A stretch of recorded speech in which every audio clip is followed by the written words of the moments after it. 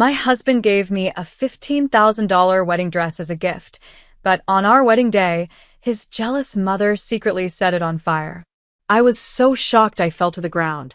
Aiden, my husband, jumped into action and put out the flames, saving me. But what happened after that was something she never saw coming. I planned the ultimate revenge. I can still remember the first time I met Aiden. It was like time slowed down, and everything else disappeared. All I could see was him. Aiden Gillen, a 30-year-old professional rugby player, was tall, charming, and had a smile that could brighten any room. But it wasn't just his looks that made me fall for him. It was the way he treated me. Aiden was kind, patient, and made me feel special in a way I'd never felt before. I was 29 at the time, working as an office assistant in Boston City. My life was simple and steady. I had a good job, close friends, and a loving family. But something always felt missing. That something turned out to be Aiden. We met at a friend's party. He was there with his rugby teammates, and I was hanging out with a couple of coworkers. From the moment we started talking, I felt this instant connection. We had so much in common. Our love for adventure, trying new things, and even a shared belief in the importance of family. Aiden was everything I had dreamed of in a partner. Our relationship grew quickly, and soon we were inseparable. We talked about everything, including our future together.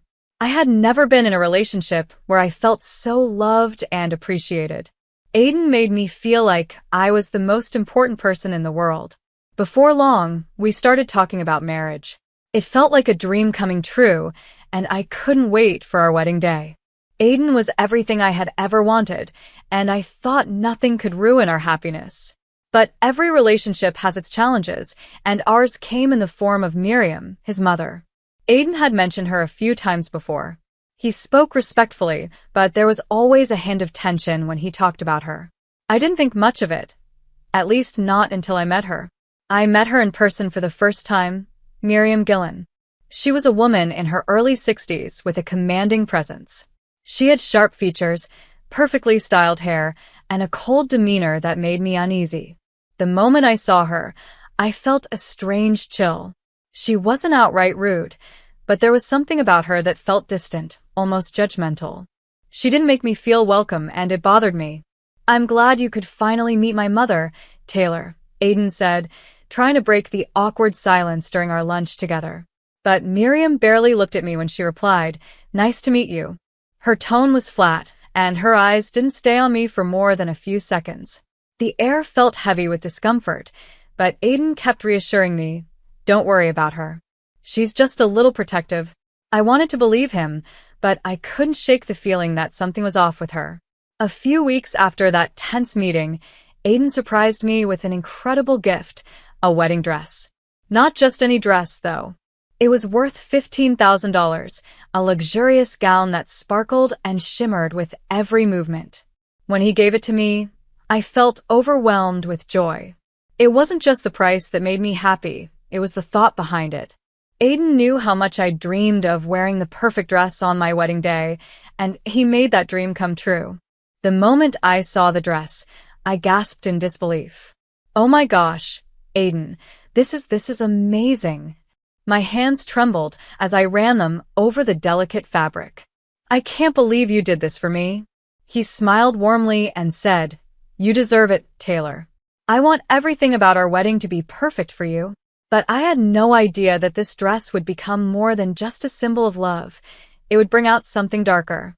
When Miriam found out about the dress, the tension between us grew even stronger.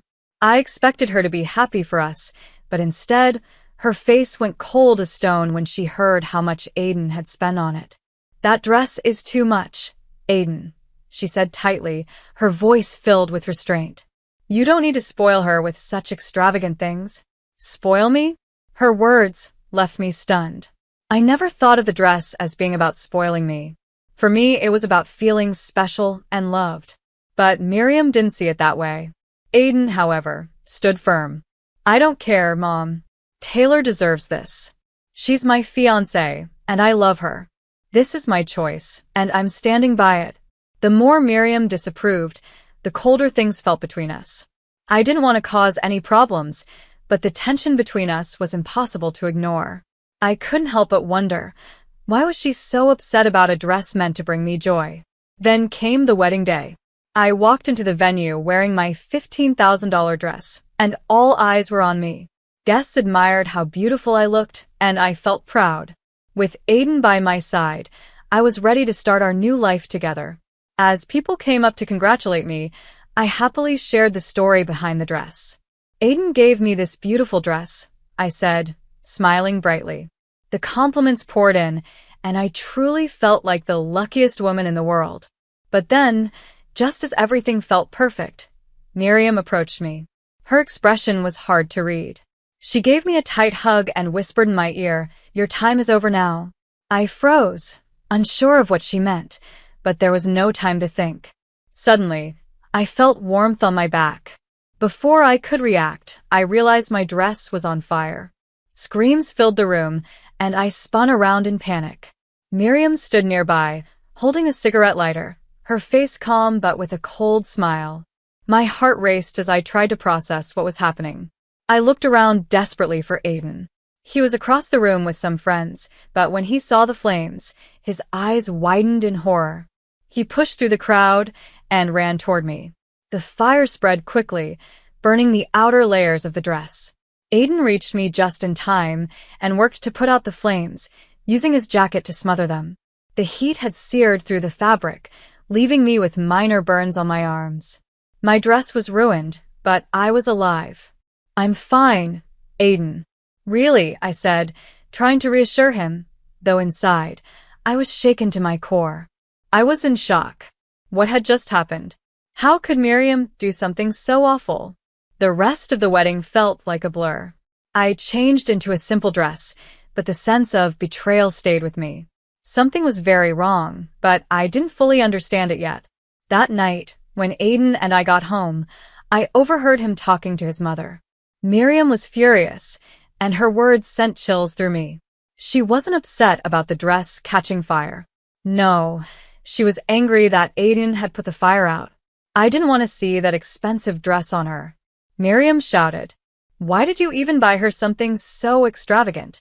In that moment, everything clicked. Miriam's jealousy wasn't just about the dress. She didn't want me to have the spotlight.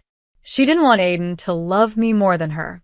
I had been so blinded by love that I hadn't seen it sooner. Her coldness, her passive-aggressive comments, it all made sense now. That night, as I lay in bed, I made a decision. I couldn't live like this anymore. I couldn't let her control our lives. Aiden loved me, but it felt like he was trapped in her grasp. I had to take control. That was when I decided to start my journey of taking back my power, though I knew it wouldn't be easy. This was just the beginning. The days after the wedding were a blur. I kept replaying everything in my mind. The fire, the ruined dress, Miriam's cruel words. It was hard to believe that someone who was supposed to be family could do something so terrible. Aiden, on the other hand, seemed to shrug it all off like it was no big deal. He acted like nothing had happened, and honestly, I didn't know how to feel about that. The tension between us grew. We tried to act normal, but I couldn't ignore the emotional scars Miriam had left behind. The burns on my arms were nothing compared to the hurt inside. Aiden tried to be supportive, but it felt like I was carrying all the emotional weight in our relationship. About a week after the wedding, we were sitting on the couch together. I could tell something was bothering him. He kept glancing nervously between me and his phone. Finally, he spoke up. "Taylor, we need to talk about something." My heart skipped a beat. I already had a feeling about what it was. "Is this about Miriam?" I asked. I tried to keep my voice steady. "Aiden, is this about Miriam?"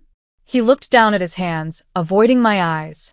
"I've been thinking a lot about my mom and how she's been acting," he said quietly. "I know she's upset about the dress, and I just want you to understand. She's not used to sharing me with anyone. It's hard for her." A knot tightened in my stomach. Was he seriously defending her behavior? Could he not see how toxic his mother was? I stared at him, feeling a wave of frustration. "Aiden, it's not just about the dress," I said, my voice trembling. "It's about everything. The way she treats me, the way she makes me feel worthless. That's not normal." He finally looked at me, his expression soft. I know. And I'm sorry. I really am. But she's my mom. I can't just cut her off like that. Why not? I asked, my frustration spilling over. She's been controlling you your entire life, and now she's trying to control our relationship. Why are you so afraid of her? Aiden flinched at my words. I'm not scared, Taylor. She's been there for me my whole life. She's my family. Tears welled up in my eyes. And what about me? Am I supposed to just accept her mistreatment because she's your family? Am I supposed to let her treat me like I don't matter? He fell silent, his face conflicted. I knew he was trying to make sense of it all, but it wasn't enough. The more I thought about it, the more I felt like I was losing him to a woman who wouldn't even respect me as his partner. The next day, I overheard another conversation. This time, I wasn't trying to eavesdrop. It just happened. I was walking through the house when I heard Aiden and his mother talking in the living room. I froze when I heard Miriam's sharp, angry voice. You really let her get to you, didn't you? Miriam spat. You let her ruin everything. That dress, that wedding, she doesn't belong in our family. She's just a distraction. Her words hit me like a slap to the face. I couldn't believe what I was hearing. Miriam's jealousy ran so deep that she couldn't stand the sight of me with her son. And Aiden, he didn't say a word. He didn't defend me. He didn't stand up for me. Mom, please, Aiden finally said, his voice strained. Stop. I'm trying to make this work. I love Taylor. And I love you. Miriam's tone turned icy. I've always been your priority, Aiden. And if you really think she's the one for you, then why did you give her such an expensive dress? Why would you spoil her like that? I felt my heart sink. It was clear to me now, this wasn't just about a dress or a wedding. Miriam didn't want me in her family, and Aiden didn't know how to choose between us. A surge of anger rushed through me, and I couldn't hold it back. I walked into the living room, my face flushed with emotion. Why do you care so much about a dress? I demanded, my voice trembling with frustration. Why does it bother you that Aiden loves me? Why are you trying to ruin everything between us? Miriam turned to me, her expression cold and full of disdain. Because you're a distraction, Taylor. A beautiful, expensive distraction. But you'll never truly be part of this family. Her words hit me like a punch to the chest. How could she say that? How could she treat me like I didn't matter? Aiden, we need to talk, I said, my voice shaking. I can't keep living like this. I can't keep pretending that everything's okay when it's not. But Aiden just looked at me, torn and helpless. Taylor, please. I'm trying. You don't understand. This is hard for me. I shook my head, feeling the weight of his words. It's hard for you? I thought bitterly. What about me? I couldn't listen anymore. I needed to get away from him, from Miriam, from all of it. That night, I went to my parents' house, feeling like my whole world was falling apart. I sat in my old bedroom, staring at the ceiling, trying to make sense of everything. It wasn't just about Miriam anymore. It was about Aiden too. I was starting to see the truth. I couldn't be happy with someone who wouldn't stand up for me. I felt like a stranger in my own relationship. That's when I made my decision. I couldn't live this way anymore. I needed to get away from Miriam, from Aiden, and from all the manipulation and control. I decided I needed a divorce. But it wasn't just about leaving. I couldn't walk away without confronting the truth about what Miriam had done. I couldn't let her get away with it. I needed to fight back. It wasn't an easy choice. Deciding to divorce Aiden felt like a heavy weight had been lifted, but it also terrified me. I loved him, truly loved him, but I couldn't ignore the reality anymore. Miriam wasn't just controlling. She was toxic. She had no respect for me, and no matter how much Aiden claimed to love me, he would always choose her over me. The way he couldn't stand up to her, the way he let her destroy our relationship, it was something I couldn't ignore anymore. I deserved better. And now, I was ready to fight for myself. I spent the next few days at my parents' house, trying to process everything. I felt like I was walking through a thick fog, unable to see clearly. I couldn't stop thinking about the wedding, the fire, and Miriam's cold, calculated words. Her voice echoed in my mind, and every time I replayed the scene, my heart sank all over again. One night, as I lay in bed, an idea came to me. I needed proof, something Aiden couldn't deny. Something that would force him to see who his mother really was. The next morning, I grabbed my phone and started going through the footage from the wedding. I had recorded everything, thinking it would be a beautiful memory to look back on. But now, I wasn't sure if I'd ever want to revisit those moments again. As I skimmed through the video, my stomach churned. Then I saw it. In the moment Miriam hugged me, whispering those chilling words in my ear, her hand moved toward her pocket. She pulled out a cigarette lighter. My breath caught in my throat. I hadn't noticed it during the chaos, but there it was, clear as day. Miriam had deliberately set my dress on fire. For a moment, I just stared at the screen, unable to believe it. How could she do this? Why would she do this? But as I thought about it, the truth became clearer. This wasn't just jealousy. Miriam was terrified of losing her control over Aiden. She was willing to do anything, even ruin our lives, to keep her grip on him. With the video as proof, I knew I had to act. I couldn't let her get away with this. I called the police. It wasn't a decision I made lightly, but I didn't have another choice. She had risked my safety, destroyed the most important day of my life, and manipulated Aiden for far too long. It had to stop. The police took my report seriously, and an investigation was launched. It didn't take long for them to gather enough evidence to arrest Miriam. When I got the call telling me she had been taken into custody, I felt a strange mix of emotions. Relief, because she was finally being held accountable, and anger, because she had taken so much from me. This wasn't just about the dress or the fire, it was about everything she had done to try to break me. But now, I was finally taking back control of my life. I knew Miriam was finally going to face the consequences for everything she had done to me and Aiden. But I couldn't help feeling angry too, angry about the pain she caused and the way Aiden let her actions go unchecked. When Aiden found out about her arrest, he was furious. He called me, shouting and accusing me of ruining his family. But I didn't care anymore. I had tried to be patient, tried to make things work, but I had given him every chance to stand up for me, and he hadn't.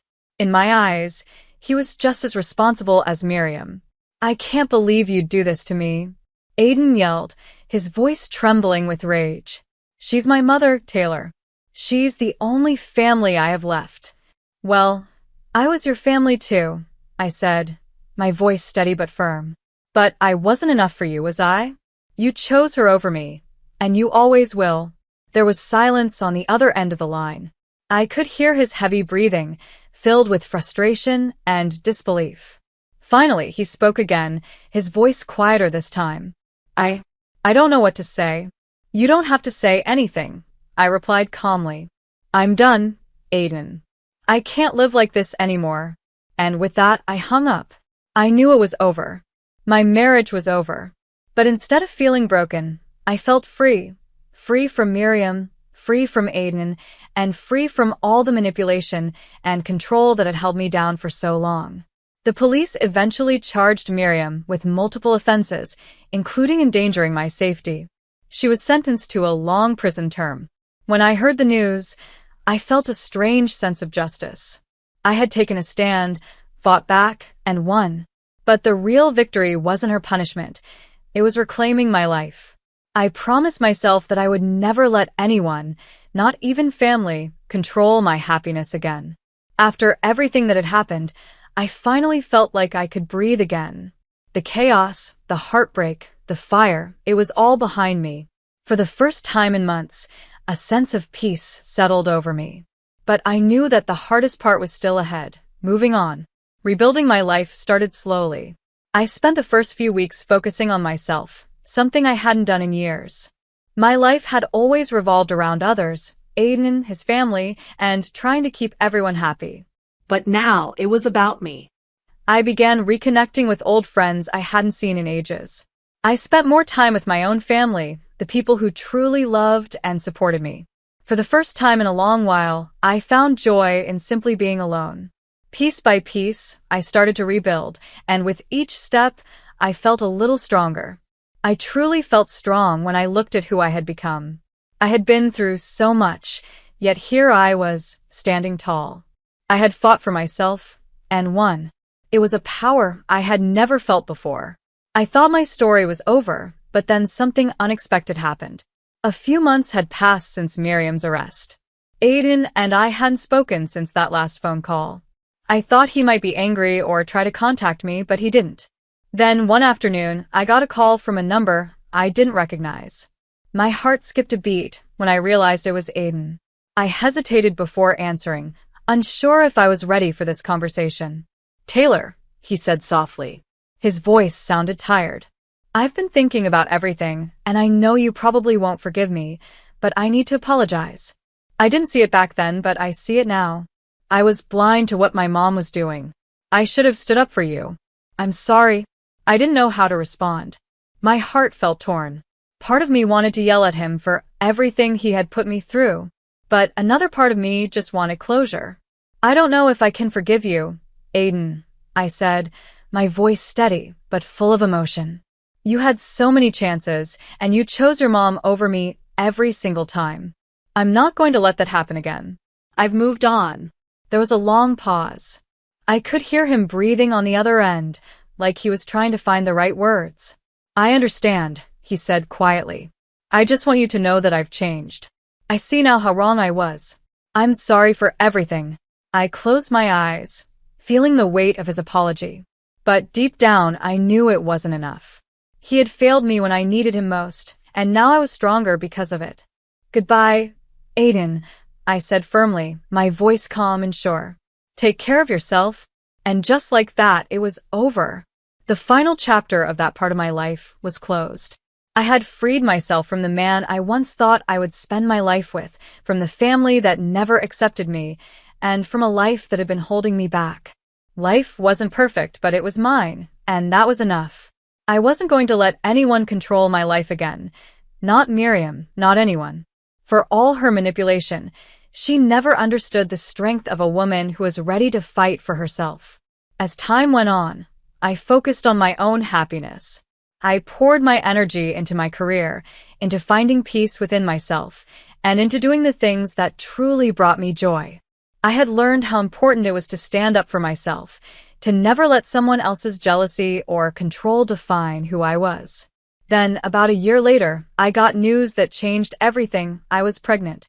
It was unexpected, but it filled me with a happiness I had never known. I was going to be a mother. I was determined to raise my child in a world where love, respect, and happiness came first. I still remember the day I told my parents. My mom's face lit up with joy when she heard the news, and I could see the pride in her eyes. She knew everything I had been through and how far I had come. I had taken back my life, and I was finally building a future on my own terms. As I sat with my family and the man who had become my true partner, someone who respected me and loved me for who I was, I knew I had made the right choices. My past would always be a part of my story, but it didn't define me anymore. I was free. I had won my battle, and I was living the life I had always dreamed of.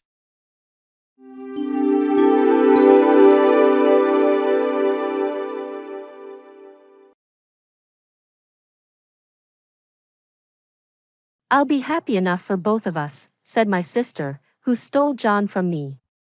She sent me an invitation to her wedding with Peter, trying to show off. "But Mom and I will go," I said. "We'll show her a real spectacle." Normally, my parents are kind and rarely angry, but it seems they've had enough of my sister's wrongdoing. Attending the wedding with a fearsome smile, the ceremony turned into a nightmare, not a celebration. My name is Grace Turner. I'm 24 years old, I work as an illustrator, and I'm newly married, not even a year into my marriage. My relationship with my husband, Peter, was strong. We met through a friend and didn't take long to start dating. He proposed at a restaurant with a beautiful night view. Our wedding was blessed by family and friends, a ceremony filled with smiles. One day, as I was about to send John off to work, I noticed he left his smartphone in the living room and brought it to him. "Peter, you forgot your phone," I said, handing it over. He took it, slightly panicked. "Thanks, that helps. See you later," he said as he rushed out. I felt something was off about his haste. That was the beginning. After that, John started to carry his smartphone with him at all times, even at home. Suspicious, but I couldn't believe John would cheat, right? We've been getting along well without any major issues, so I reassured myself that everything would be fine. However, my trust was soon shattered. After finishing hanging the laundry, I returned to the living room and noticed a notification on my phone. It was an email from an unknown account. "Hey, long time no see. How have you been?" It seemed like someone I knew, but I've heard of scams pretending to be acquaintances, so I decided to ignore it. If it was important, they'd call, I thought. "Hey, don't ignore me. I can see you've read it. Ignoring your sister, that's just like you, always so mean," the message read. The moment I closed my phone, it rang. The message was from the same unknown account, calling me sister. Indeed, I have a sister named Sally, but she's a troublemaker in many ways. For example, she has financial issues. Sally often borrowed money from friends for various reasons and then cut off contact without repaying them, leading to my parents and me frequently facing the backlash. However, because she was their daughter, my parents ended up repaying her debts. Next, there were complaint issues. Sally would immediately lodge complaints over the smallest inconveniences. Her manner of complaining was terrible. She would hurl abuse and even force those who came to apologize to kneel, making her an extremely problematic customer. Then, there were issues with men. Sally loves men, particularly those who were taken. She didn't care if it was a friend or a family member. If she set her sights on a man, she'd pursue him. Indeed, this caused friction with friends, and the fallout often landed on my and my parents' doorstep. It's because of her behavior that I wanted nothing to do with Sally, and we had been out of touch since she left home. But there was the word sister in the smartphone message. If it was her, I had a bad feeling and hesitated to reply. Deciding to leave it be, whether it was Sally or some imposter claiming to be my sister, I wanted no part of it. However, my phone kept pinging annoyingly until I decided to open it to block the sender. What I found was shocking. "Ignore me all you want, but John is mine now, so hurry up and divorce him, okay? Thanks for finding such a great catch for me. From today, John won't be returning to you. So I'll send over the divorce papers. Make sure to file them quickly," the message read, accompanied by a photo of Peter and Sally together. I didn't need confirmation to know it was true. My hands trembled as I sat down, overwhelmed by shock to the point of feeling faint. Following Sally's words, John never returned home, and all I received were the filled-out divorce papers. Attempts to contact John were met with complete silence. Suddenly stripped of my happiness, I was overwhelmed with sadness and anger and became emotionally unstable. "Why, Peter?" I spent days in tears. After a few days of calming down, I decided to contact Sally. "What's your intention? Let me talk to Peter. You've been ignoring me all this time and now you contact me without even a hello or apology. What's your intention? Excuse me, you're the one who should be apologizing. Just send Peter back here. For now." "No way. He doesn't want to come back. He says he loves me far more than he ever loved you. And why should I apologize? It's your fault for not being able to keep him." No matter what I said, it just didn't get through. I was already in a terrible mental state, too tired to worry or think anymore. Enough. Finally realized it was hopeless. Clinging on will only make you more disliked. You know, if you're going to resent someone, resent your lack of charm, loser. After this exchange, I closed my phone.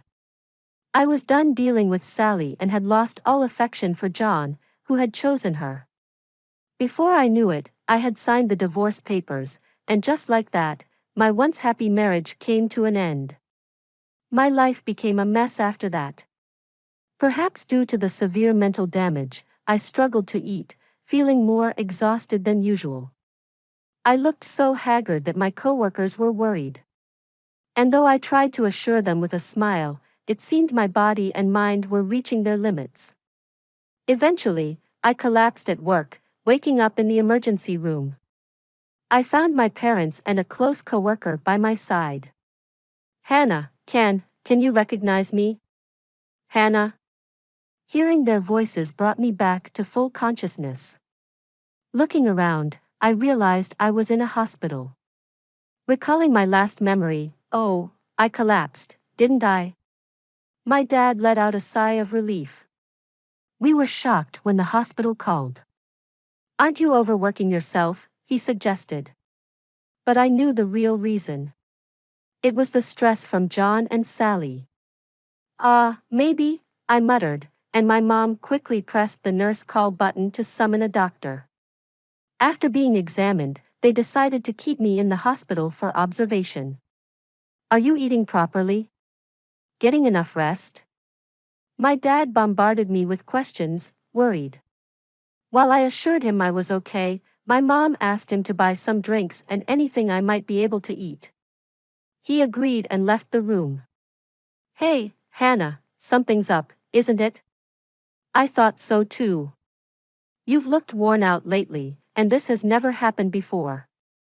Women are said to have keen intuition, and it seemed to be true.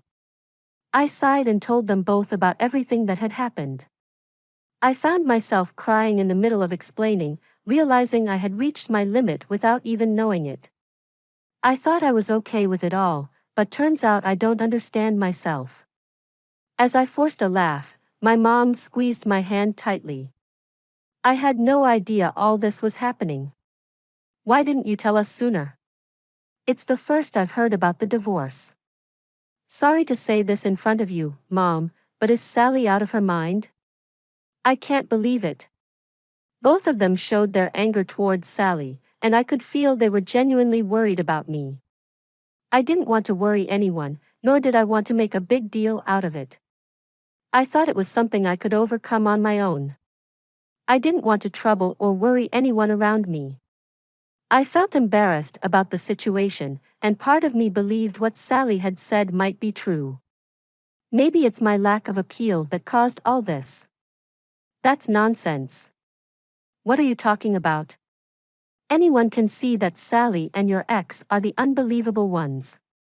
Natalie is right. You did nothing wrong. To think you were suffering all alone, I'm so sorry. Both looked like they were about to cry. I regretted not relying on those around me more. My mom suggested I come back home for a while, considering my mental and physical state. And after the doctor also recommended rest, Natalie took care of the paperwork at work with my medical certificate. When my dad returned with drinks and heard about me resting at home, he immediately said I should come back later. Natalie managed to explain everything to my work, and HR told me, "You've got plenty of paid time off saved up, so take your time off to rest." After thanking Natalie, she told me she'd do whatever she could and that I should lean on her anytime. Over the next few days, I stayed at my parents' house. Natalie occasionally visited, and I could tell my mind and body were gradually recovering. I realized that bottling things up isn't good. Today, Natalie visited again, and as we were enjoying a cake prepared by my mom, my phone rang. Curious, I opened it, and my heart raced. "Hey there, how are you doing? Thought you might be wondering about us, so I decided to reach out." It was Sally, who I hadn't spoken to since the fallout. I regretted letting my guard down and checking my phone. Natalie noticed the change in my expression. "What's wrong? Are you okay?" Yeah, I'm fine," I replied, but it was clear something was off. Natalie asked if she could see my phone. I didn't want to worry her, but I had just realized that bottling things up wasn't good, so I nodded and handed her my phone. Natalie looked puzzled as she read the message. What's this? Is she picking a fight? This is Sally, right? I nodded in response, and Natalie closed the phone. Just ignore it. Let's block her. No point in dealing with someone like this, she suggested, and I agreed. Opening my phone to block Sally, just then, another message from Sally came in. We've been living together smoothly since then, and guess what? I got pregnant. You might be thinking already, but nope. Peter and I started our relationship 6 months ago. The word pregnant made time stop for me. We had been trying to conceive during our marriage. It would be great if we could be blessed with our baby soon, we used to say. This message cut me deep. Tears started flowing, and Natalie, seeing me cry, took the phone from my hand. After reading the message, she yelled, "What? I can't believe this. I'm so mad I could explode. We should sue them." Suing was something I had considered when I first received the message, but now I didn't have the energy or will to pursue it. I just don't want to deal with this anymore, I muttered. Natalie calmed down. Sorry, I got too emotional. You're right, it's best not to get involved. Natalie's comforting back rub felt so kind, and I cried a bit more.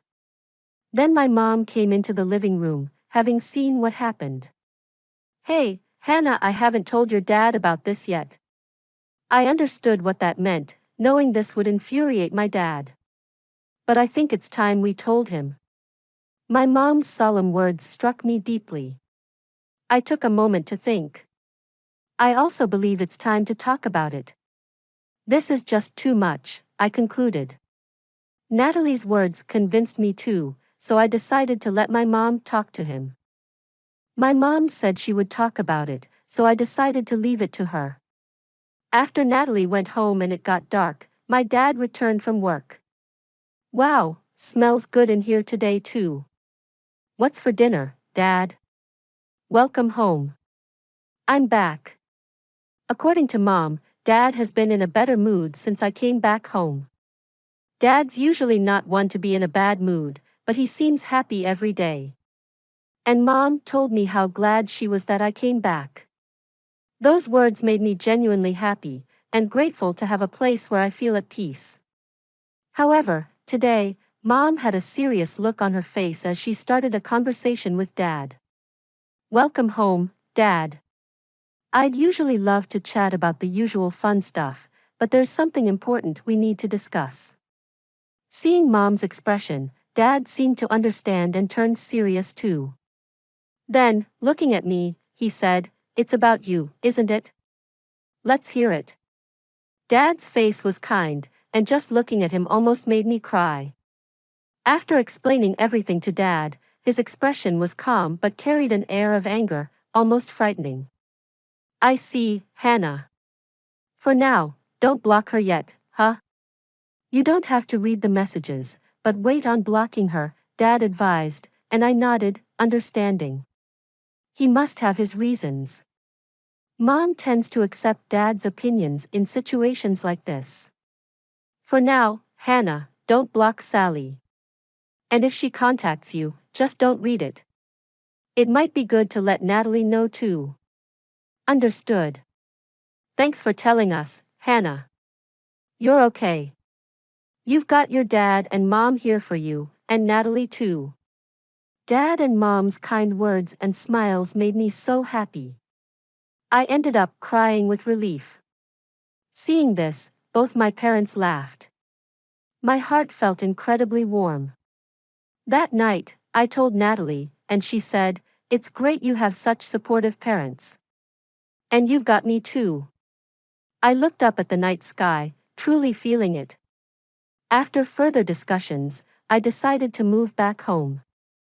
Moving meant returning to my parents' house since the office is within commuting distance from their home. Natalie suggested it might be better for my mental health than staying in a house filled with bad memories. The rental contract was in my name, so I took care of the cancellation and sent John's belongings to his parents' house on the day of the move. I also took care of the mail forwarding at the post office and completed the move. I said goodbye to the landlord with a smile, able to leave on good terms. So I started living at my parents' house again and successfully returned to work.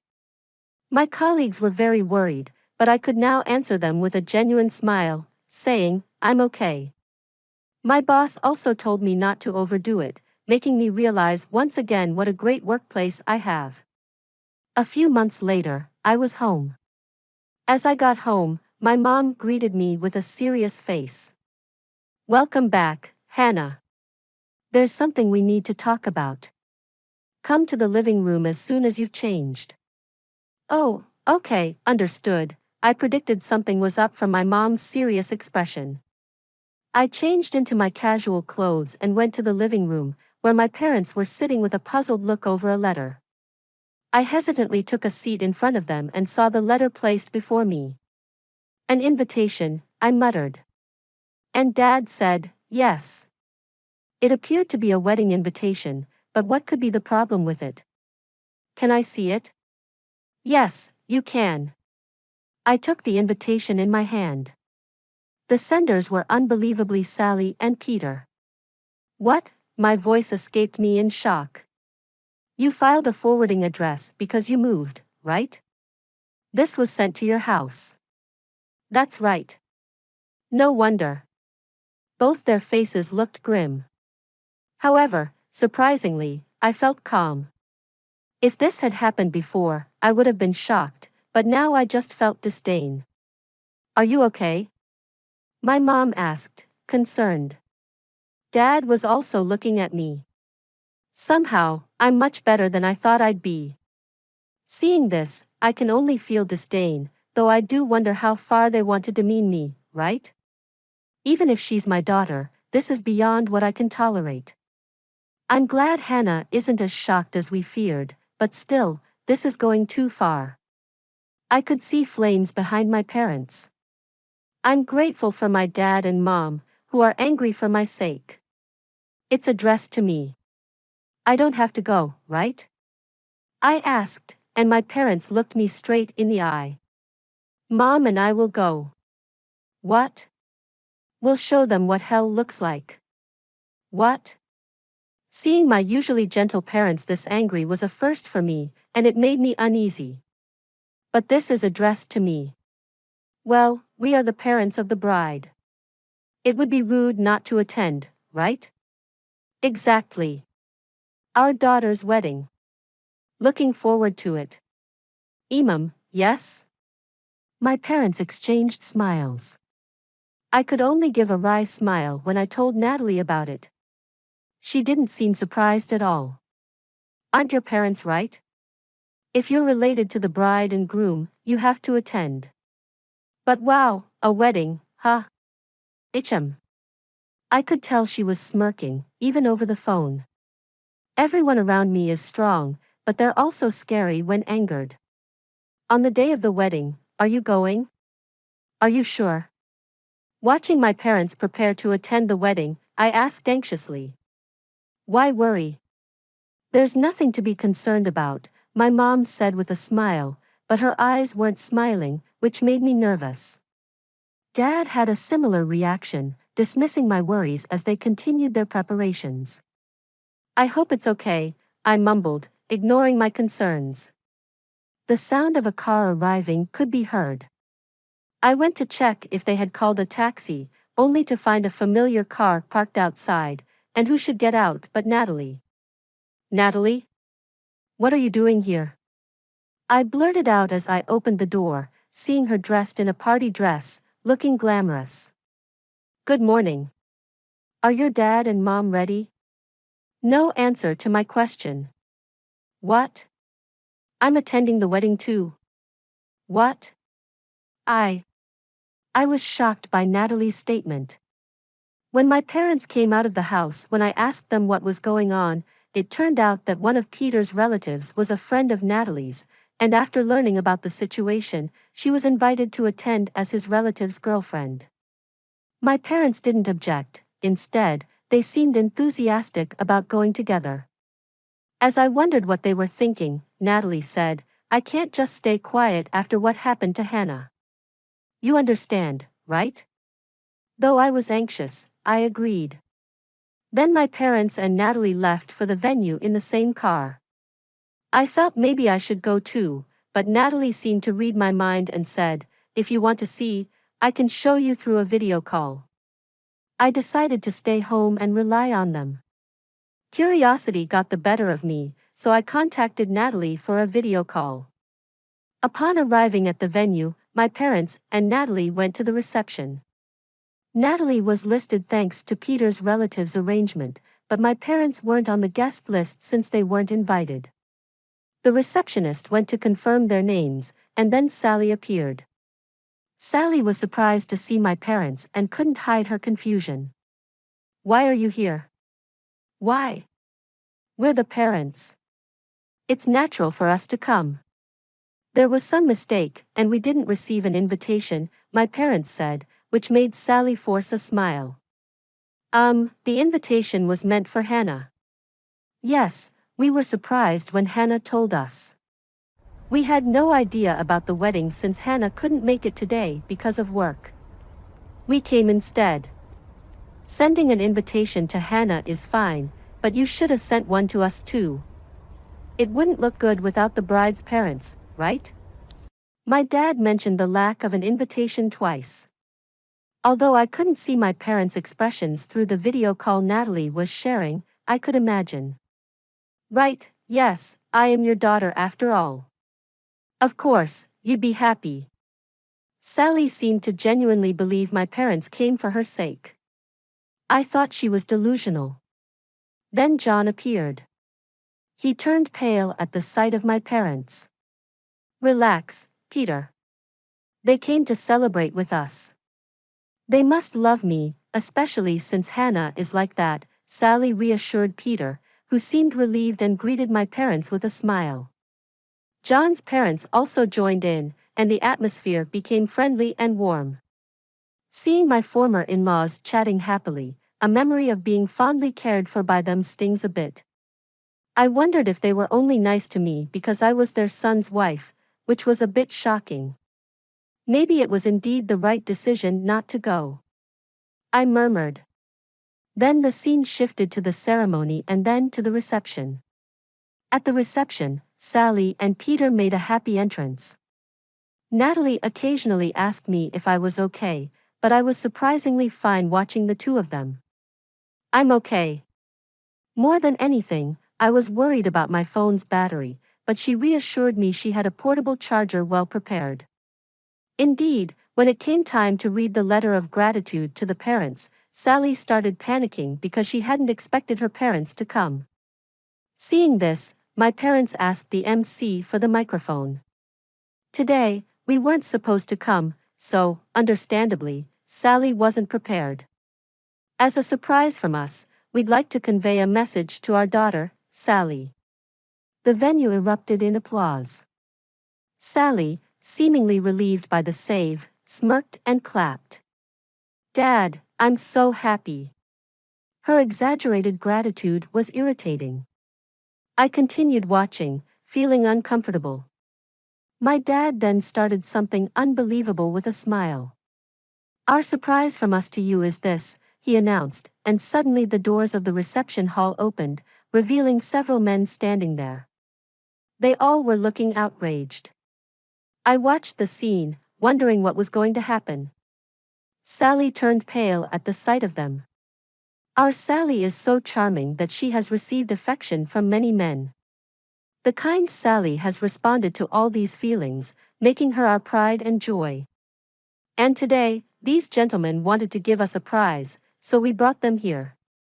"Wait, Dad? How did you know?" "Sally? I had no idea you were so. Consider it now, gratefully accept this surprise." My dad initiated, leading to the men storming the stage, expressing their anger. Sally tried to escape but was confronted with accusations like, "What do you mean you're marrying someone else? How much do you think I've spent on you? And pay back the money you borrowed." Sally turned pale and was nearly in tears. Watching this, Natalie coldly commented, "Wow." While I was stunned, Peter confronted Sally with a, "What's going on?" He found her too shocked and flustered to respond. Then my mom took the microphone and began to speak. "There's one more surprise. As my husband mentioned earlier, our daughter, Sally, is very charming, so much so that she's also popular among women." As Mom said this, several women in attendance stood up. "We've invited those who expressed a desire to meet Sally." Following my mom's words, the woman approached Sally. "How dare you steal my man, and then try to be happy yourself? Pay me the alimony for cheating with my husband. You cut off contact as soon as I lent you money. Pay me back." The situation turned into chaos. The reception hall went from buzzing to downright hellish. I imagined the other guests must be shocked, but they seemed more disgusted than anything. Seeing my parents smiling through this chaos was frightening, and I realized this was the kind of reputation my sister had. Amid this uproar, someone took the microphone. "Sally, to have such an attractive person as our son's bride is truly heartwarming." To my surprise, it was my former mother-in-law, making an unexpected statement. As I wondered what she was talking about, she continued. "It might not compare to the wonderful surprise prepared by Sally's parents, but we also have a surprise for you." John looked shocked by his mother's words. "What are you talking about, Mom? Can't you see what's happening?" Ignoring John's attempt to calm the situation, my former father-in-law took the microphone. "First, we'd like to thank Mr. and Mrs. Sally's parents for such an appropriate surprise. I run a business, and we've decided to remove John from his successor position. This is our surprise for you." "What? What?" Sally and John were astonished. I had heard during their marriage about John being groomed as a successor. His dad's announcement was shocking. "What are you saying, Dad? You've made your own choices. Cheated by your own will, divorced by your own will, and remarried by your own will. Someone who can make such commendable decisions should start your own business rather than take over mine. Don't decide on your own. You said I was the successor." John's eyes widened in panic. "No, we are serious. You're already splendidly independent. Use that judgment to live your life from now on. Together with the wonderful Sally." Exactly. Having a son who can make such self-centered decisions, I couldn't be prouder. My jaw dropped. My former in-laws seemed to be laughing like my parents, but their eyes weren't smiling. They seemed pretty angry. Natalie was chuckling upon hearing this. Serves them right. I can barely hold back my laughter. "I'm just speechless," I said. And Natalie filled in on what had happened while I was away. My former in-laws had come to apologize. They thought of me as their daughter, and my parents, and they had planned this surprise revenge together. Natalie had been in touch with my parents and had also heard the story from John's relatives, so she knew everything. Hearing this made me tear up, realizing I had so many people on my side. "You're not alone. So many people care about you, Hannah. How could we stay silent when someone important to us is hurt?" Yeah. I cried and couldn't speak properly, just nodded. "Thank you." When I finally managed to say, "Thank you," I saw my parents and former in-laws smiling kindly at me through the screen. The chaos continued at the venue with the staff trying to intervene in the disastrous situation. Then a man stood up and walked towards the stage. He stood in front of John. Then John collapsed to his knees. Apparently, after being told something by the man returned to his seat. "Hey, what did that man say?" Can't tell from this distance unless he uses a mic. "Maybe I should go ask him directly," Natalie said and moved towards the man with her phone. "Excuse me." As Natalie approached, the man turned around. I was startled. "Uncle?" Yes, it was my dad's brother, my uncle. Natalie showed him the screen, and seeing me, my uncle was surprised and very happy. Hannah, are you doing all right? I heard about today from your dad. It must have been tough. Thanks for worrying about me, but I'm okay. By the way, what did you say to Peter just now? That this hotel is run by me, so I told him I'll be claiming damages. The reception hall is a mess because of the bride and groom. Hearing my uncle's words, both Natalie and I understood. That's why Peter turned pale after talking with my uncle for a bit. I felt encouraged again. Trying to see Sally through the camera proved difficult due to the crowd of people surrounding her. This wedding had become anything but a celebration. Looking around, many guests had started to leave. Among them were some of Peter's colleagues I recognized, but even that colleague left the venue with a puzzled expression. I thought to myself, well, that figures. Feeling somewhat relieved, the wedding ended in disaster with Sally and Peter looking pale and exhausted at the end. And now the bride and groom will exit, the MC announced. But by then, almost all the attendees had left, and the only ones clapping were our parents, former in-laws, Natalie, and some of John's relatives. When my parents returned home, I went out to greet them, and surprisingly, Natalie and Peter's parents were with them. I was a bit shocked but bowed to my former in-laws. I'm sorry for not being in touch. I regret that our marriage ended this way, despite your kindness. I had been feeling guilty for not apologizing to my former in-laws after the divorce, so I took this opportunity. My former in-laws, with tears in their eyes, placed their hands on my shoulders. We should be the ones apologizing, they said. But I insisted it was unnecessary and thanked them for their care during the marriage. After that, we all had tea and chatted happily, thanking each other for the wedding events, and parted on good terms. I felt like I finally had closure and felt refreshed. A few days later, my phone rang during work. It was a message from Sally. I had forgotten to block her, but upon checking, it was a barrage of complaints. Your fault, our wedding was ruined. Take responsibility. You told our parents, didn't you? Jealous much? Don't project your unhappiness on me. Pathetic loser.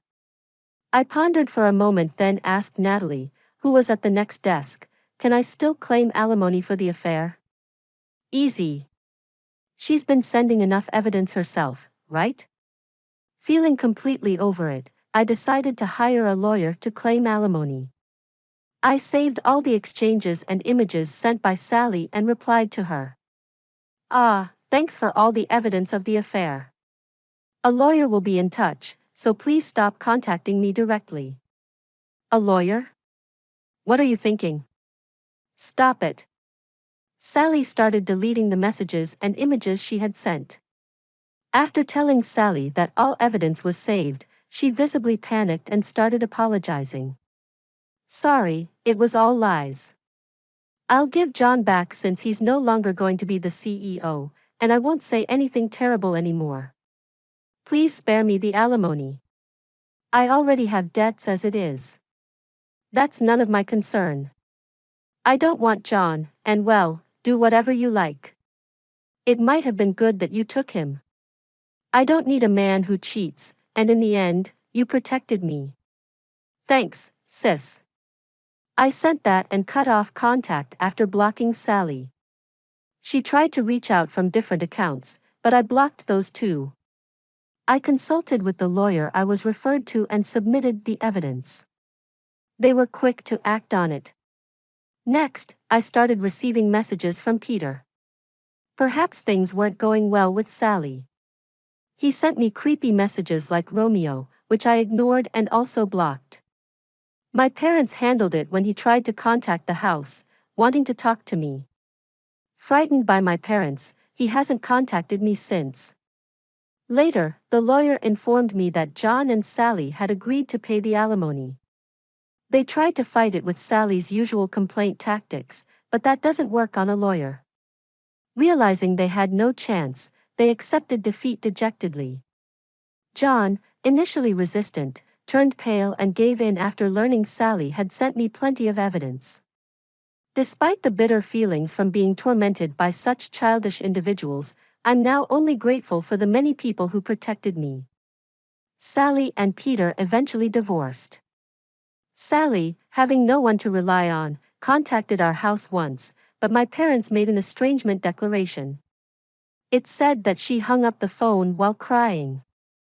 John, rumored about the wedding at work, found it uncomfortable and resigned. Unable to return home, he's now surviving on part-time jobs. As for me, I received a promotion at work due to my high performance. I started a relationship with someone I met in my new department, looking towards the future. Natalie also hit it off with one of John's relatives, and we often share our love stories.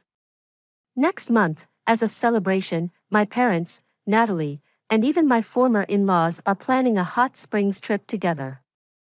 After hitting rock bottom, I feel happier than before. Let's conclude the story shortly. Hannah, having weathered the storm of her sister's betrayal and a disastrous wedding, found solace in the unwavering support of her family and friends. She flourished in her career, found love again, and embraced a future filled with joy and peace. The chaos caused by Sally and Peter ultimately catalyzed Hannah's personal growth and a reminder of the strength she possessed within herself. Though the scars of betrayal lingered, they were overshadowed by the warmth of genuine connections and the unwavering love of those who truly cared. As Hannah embarked on this new chapter, she carried with her the lessons learned, a heart brimming with gratitude, and a spirit that refused to be broken. Thanks for watching. How did you find the story? Let me know in the comments below. Remember to like this video and subscribe to our channel for more awesome stories like this. Your feedback and support mean a lot.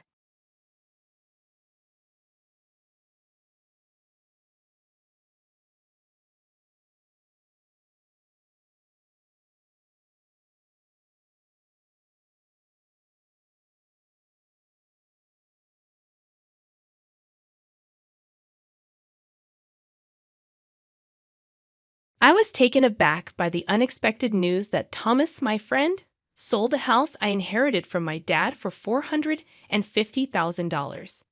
The revelation came with an oddly cheerful tone as he shared it over the phone from the hospital. To add to the surprise, he boldly announced that he's planning to embark on a trip with his mistress. The whole situation struck me as sheer madness, leaving me bewildered. I couldn't fathom why Thomas would sell the house with sentimental value and make such an announcement. The news about abandoning his family, including his daughter Elizabeth, was particularly shocking. Thomas expressed a nonchalant attitude towards leaving Elizabeth behind, stating that she had been getting on his nerves and acting high and mighty. His callous remarks about his own child enraged me. As I processed the shocking news of Thomas selling the house and abandoning his family for his mistress, a mix of anger and shock overwhelmed me. It felt like I might lose my mind. I felt a strong urge to intervene and prevent Thomas from hastily disposing of the house. My name is Lisa Johnson, a 37.5-year-old homemaker. Life with my husband Thomas and our 8-year-old daughter Elizabeth has been far from harmonious. Marital discord has been escalating for a while, with suspicions of Thomas's infidelity lingering for about a year. Despite lacking concrete proof, his behavior, such as frequenting bars after work, returning with a peculiar sense, and gifting expensive items not meant for me, raised concerns.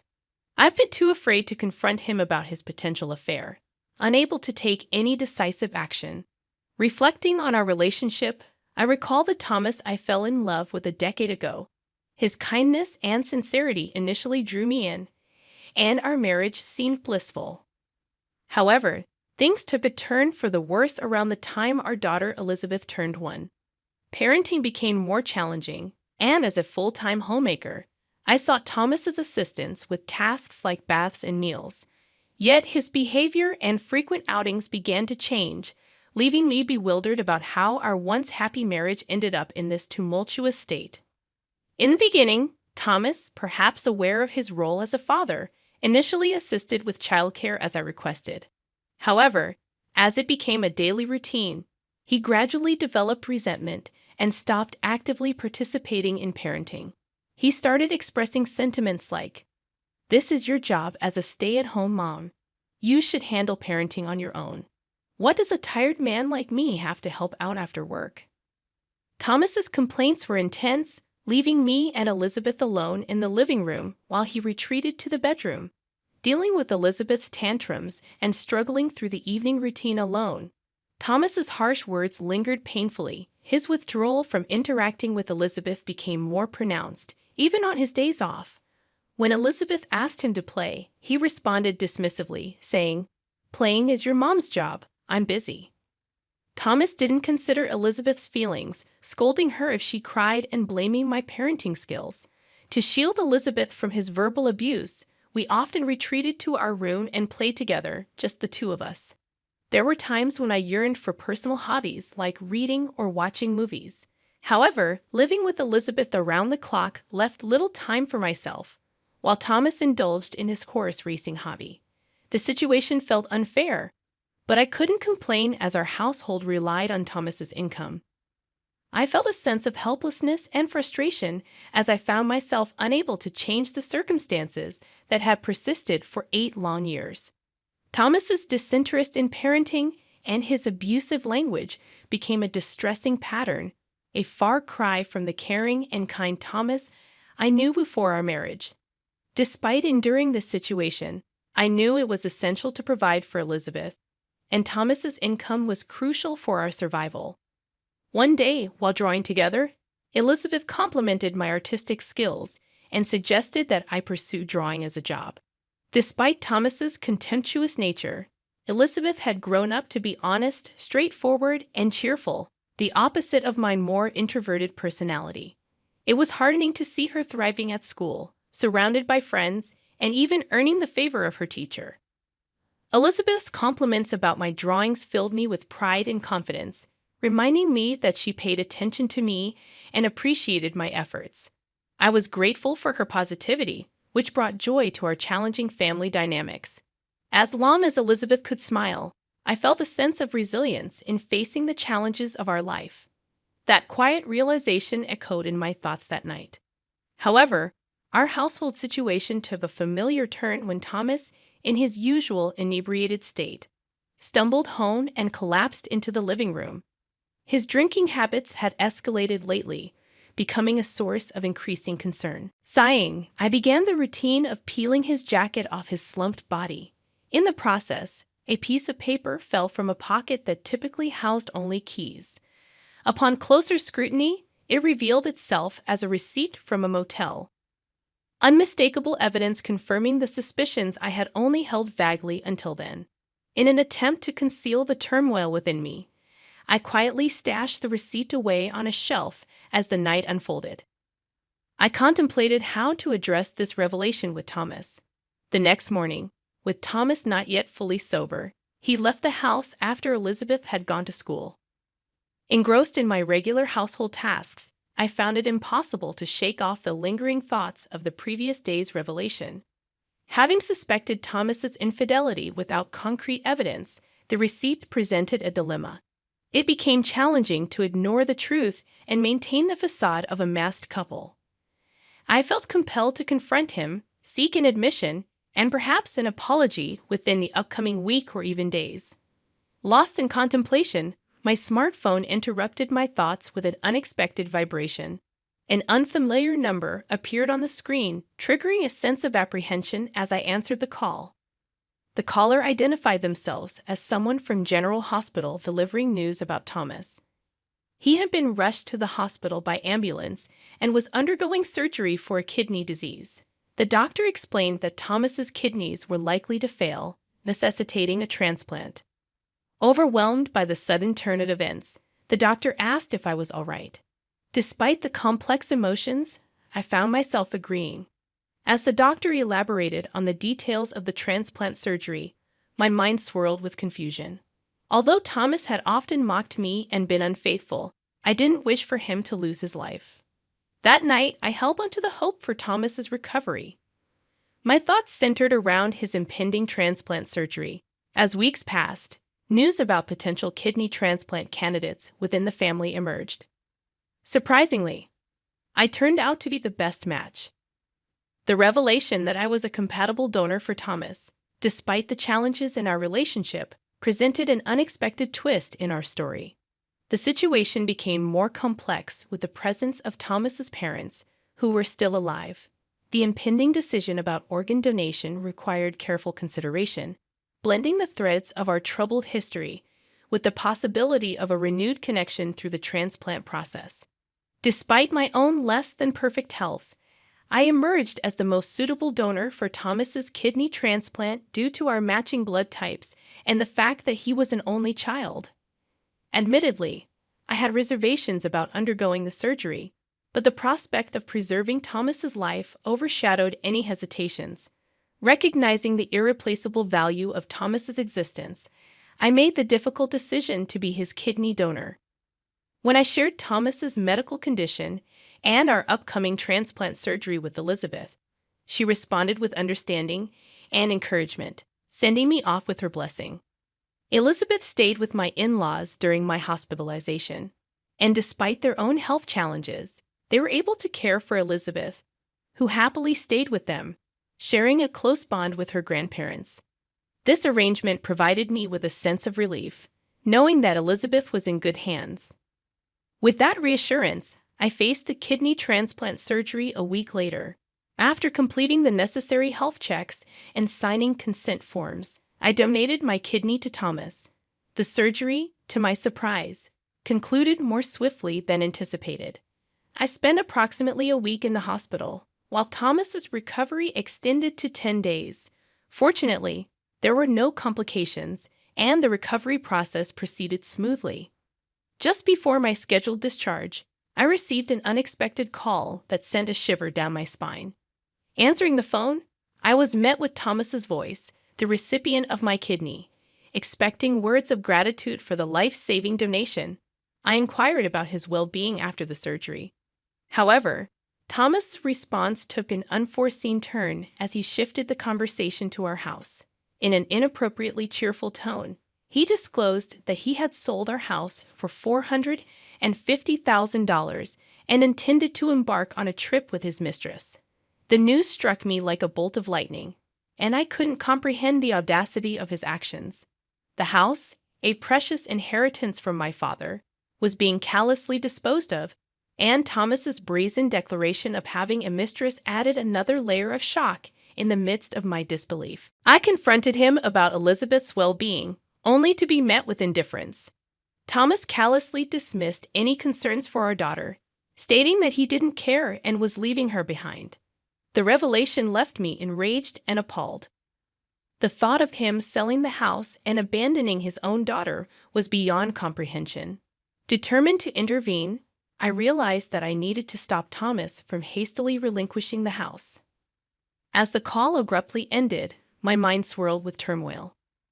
I was left grappling with the shocking news of Thomas's actions and contemplating how to prevent him from following through with his impulsive decisions.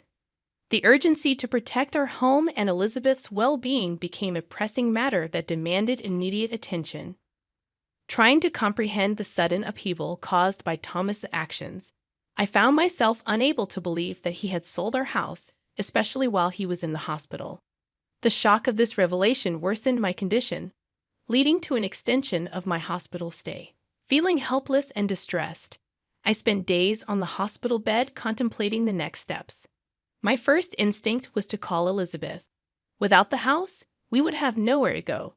Despite my anger towards Thomas's bold declaration about his mistress, my primary concern was Elizabeth's well-being. Calling my in-laws home, Elizabeth answered the phone, and I anxiously questioned her about how she was doing and whether she felt lonely. I also mentioned the news about our house being sold by Dad. Elizabeth's response was unexpectedly reassuring. She calmly assured me that she had taken care of things. Intrigued and puzzled by her words, I listened as she explained that Dad had told her he asked his mistress to sell the house. Elizabeth had navigated through this unexpected turn of events, leaving me surprised and proud of her maturity. She reassured me that everything was fine, expressing gratitude for my concern. Encouraged by Elizabeth's composure, I allowed a bit of peace to settle in. However, curiosity lingered about what was happening with Thomas and his mistress at that very moment. Reminding myself of the importance of rest, I allowed sleep to claim me. After 3 days of recovery, I was discharged from the hospital and headed to my in-laws' house. Elizabeth greeted me with joy, and my mother-in-law smiled gently, expressing happiness at my return. However, my father-in-law wore a grim expression, apologizing for Thomas's actions. I couldn't fathom how Thomas had strayed so far from the values of his wonderful parents. Despite the apology, I took some responsibility, acknowledging that perhaps I should have spoken up sooner. As the conversation progressed, my in-laws revealed that they wouldn't let Thomas have his way. Intrigued and somewhat anxious, Elizabeth and I attempted to head home. On our way, though, we encountered an unexpected scene in front of a realtor's office. There, we witnessed a familiar yet disheveled Thomas and an unknown woman, presumably his mistress, engaged in a heated argument. Dressed in sweatpants with unkempt hair, Thomas was visibly distressed, while the mistress, wearing a short skirt with a single high heel and a bare face, expressed frustration about the house not being sold and the canceled purchase of $450,000. The chaotic scene unfolded before us, adding another layer of complexity to an already tumultuous situation. Thomas's enraged stomping and his mistress's screeching drew shocked looks from passersby. Elizabeth and I, equally surprised, approached them, seeking an explanation. Upon questioning Thomas about his actions, he and his mistress were visibly taken aback, gasping in surprise. Accusations were immediately thrown our way, with Thomas suggesting that I must have talked the buyer out of the deal. Dismissing their baseless claims and instinctively shielding Elizabeth behind me, I faced their accusations. The realtor, confused by the unfolding drama, reacted with disbelief upon learning that I was Thomas's wife. The cancellation of the house purchase had disrupted their plans, and Thomas, pointing at his mistress, claimed to still have debts from the money he spent on her. It slowly dawned on me that Thomas' intention was to sell the house to settle debts incurred for his mistress and secure a new place for both of them. The realization hit me like a wave. Thomas was fully aware that the house was a precious inheritance from my father.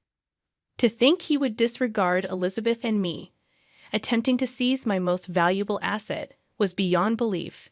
Anger welled up within me as I confronted Thomas. Despite the critical situation, he continued to hurl insults, displaying a complete lack of decency. I pointed out the audacity of him trying to sell my house without discussion, emphasizing that I was the rightful owner. My anger intensified as I questioned whether he had forged documents to proceed with the sale. Furthermore, I revealed a surprising twist. Thomas had been bad-mouthing the supposed buyers of the house, unaware that they were his own parents. The revelation about my in-laws' involvement came from Elizabeth, who had spoken to them about Thomas's misdeeds. Infuriated by their son's actions, my in-laws decided to intervene to protect both Lisa and their good-hearted granddaughter Elizabeth. Elizabeth stepped forward confidently, explaining that her grandparents were well aware of the house's significance to me and disapproved of its easy sale. In a strategic move, they had pretended to buy the house before anyone else could. Thomas, desperate and defeated, unleashed a vulgar laugh and lashed out at Elizabeth and her grandparents. However, Elizabeth remained unfazed by his verbal assault, and in response, I retrieved a piece of paper from my bag and thrust it under Thomas's nose, ready to confront him with undeniable evidence. The unfolding drama showcased the complexities of family dynamics and the lengths one would go to protect the ones they love. Brandishing the divorce papers, I confronted Thomas with a resolute declaration, I want a divorce. However, instead of acknowledging the gravity of the situation, Thomas snorted and scoffed, questioning my ability to live without him. Unfazed by his arrogance, I decided it was time to dispel his misguided assumptions. Determined to shatter Thomas's illusions, I calmly informed him that I had a plan. "You needn't worry. I'm going to receive a lifetime gift from your parents," I declared.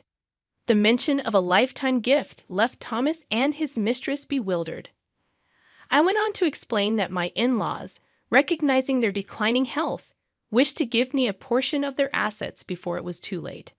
Initially, I suggested that such a gift should go to Thomas. However, my in-laws insisted that I, as the one who had given them a lovely granddaughter, were more important to them than a son who couldn't even express gratitude for a life-saving organ donation. Grateful for their generosity, I accepted the lifetime gift, leaving Thomas pale and agitated. Outraged by the turn of events, Thomas protested, calling it dirty and unjust. He threatened to take the matter to court, but I calmly reminded him that it was his fault for spending all that money, and his parents had made a justified decision. Dismissing his threats, I questioned whether he even had the financial means to go to court, highlighting the consequences of his past betrayals. Closing the distance to Thomas and delivering the final blow, I made it clear that every penny of compensation for emotional distress and child support would be sought. Unleashing a stern warning, I stated that if he couldn't pay, I would chase him to the ends of the earth to collect. Thomas, desperate and shaken, begged for forgiveness, but it was too late. Glaring at him with unwavering determination, I declared that I would pursue every avenue to hold him accountable for insulting Elizabeth and me. As Thomas and his mistress screamed and ran away, the realtor who had witnessed the entire confrontation expressed gratitude for the resolution. Acknowledging the awkwardness of the situation, I apologized for any trouble caused, ready to move forward with the next chapter of my life. Taking Elizabeth's hand, we headed home, and she expressed gratitude for standing up for her. A smile adorned Elizabeth's face, and in that moment, I made a silent vow to protect her for the rest of our lives. The divorce from Thomas unfolded without any significant issues, marking the end of a long-suffering marriage. Surprisingly, it was almost anticlimactic, prompting me to reflect on why I had endured everything until now. It became apparent that Thomas had invested a considerable amount of money into his affair and had resorted to borrowing funds from various sources. His mistress eventually left him, citing an inability to be with such a financially troubled man. Misfortunes seemed to converge for Thomas as his company had to cut back on staff due to a decrease in sales caused by material shortages. Working in the factory, Thomas was among the first to be laid off. While it may be inconvenient for him, it's challenging to believe he was laid off for no reason. It's likely that the company let go of those who underperformed or had poor conduct, which might have been the case for Thomas, given his demeanor at home. Now unemployed, he is scraping by with part-time jobs, lacking the energy to actively search for a new full-time position. His life seems bleak, having lost his job, lover, and wife. But there's little room for sympathy. Despite my efforts, including donating a part of my kidney to him, Thomas made a mockery of me. It appears that karma has caught up with him, and he should focus on working hard to pay off his debt. As for me, I've started doing illustration work, utilizing the assets I inherited from my in-laws. Initially inspired by Elizabeth's compliment about my drawing skills, I have received positive feedback from clients who appreciate the meticulous and skillful nature of my work. The plan is to increase my clientele and work diligently to provide a better life for Elizabeth.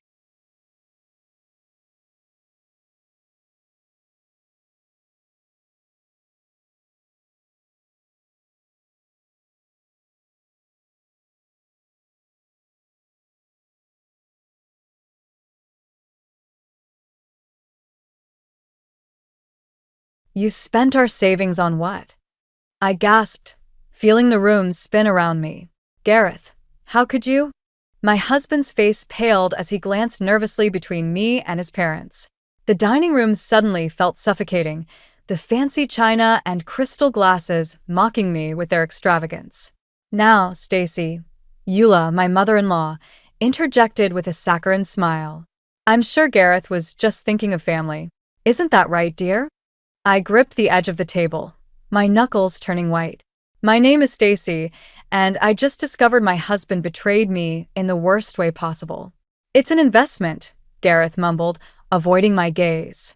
Mom and Dad needed a place closer to us, and this condo was perfect. I thought you'd understand. Understand? I hissed, struggling to keep my voice low. You used our entire savings without even talking to me. How is that an investment? Henry, my father-in-law, cleared his throat. Now, let's not make a scene. We're all family here. I laughed bitterly. Family? Is that what you call this? Eula's eyes narrowed. I don't appreciate your tone, young lady. After all we've done for you. Done for me. I cut her off, my voice rising. You've done nothing but undermine me since the day I married your son. Gareth reached for my hand, but I jerked away. Honey, please. Can we discuss this later? No, we can't, I snapped. I want to know exactly how much of our money you spent on this condo. The silence that followed was deafening. Gareth squirmed in his seat, while Eula's smug expression spoke volumes. All of it, Gareth finally whispered. The down payment, it took all of our savings.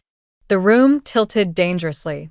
I stood up abruptly, my chair scraping against the hardwood floor. I need some air. As I stormed out onto the balcony, I heard Eula's voice drift after me. Really, Gareth? I don't know why you put up with such dramatics. I gripped the railing, gulping in the cool night air. How had it come to this? When had I become such a stranger in my own marriage? The sliding door opened behind me, and Gareth's hesitant footsteps approached. Stacy, I'm sorry. I should have told you. I whirled around, fury blazing in my chest. Told me? You should have discussed it with me. We're supposed to be partners, Gareth. How could you make such a huge decision without me? He ran a hand through his hair, looking lost. They're my parents, Stacy. They needed help. And what about us? I demanded. What about our future? Our son's future?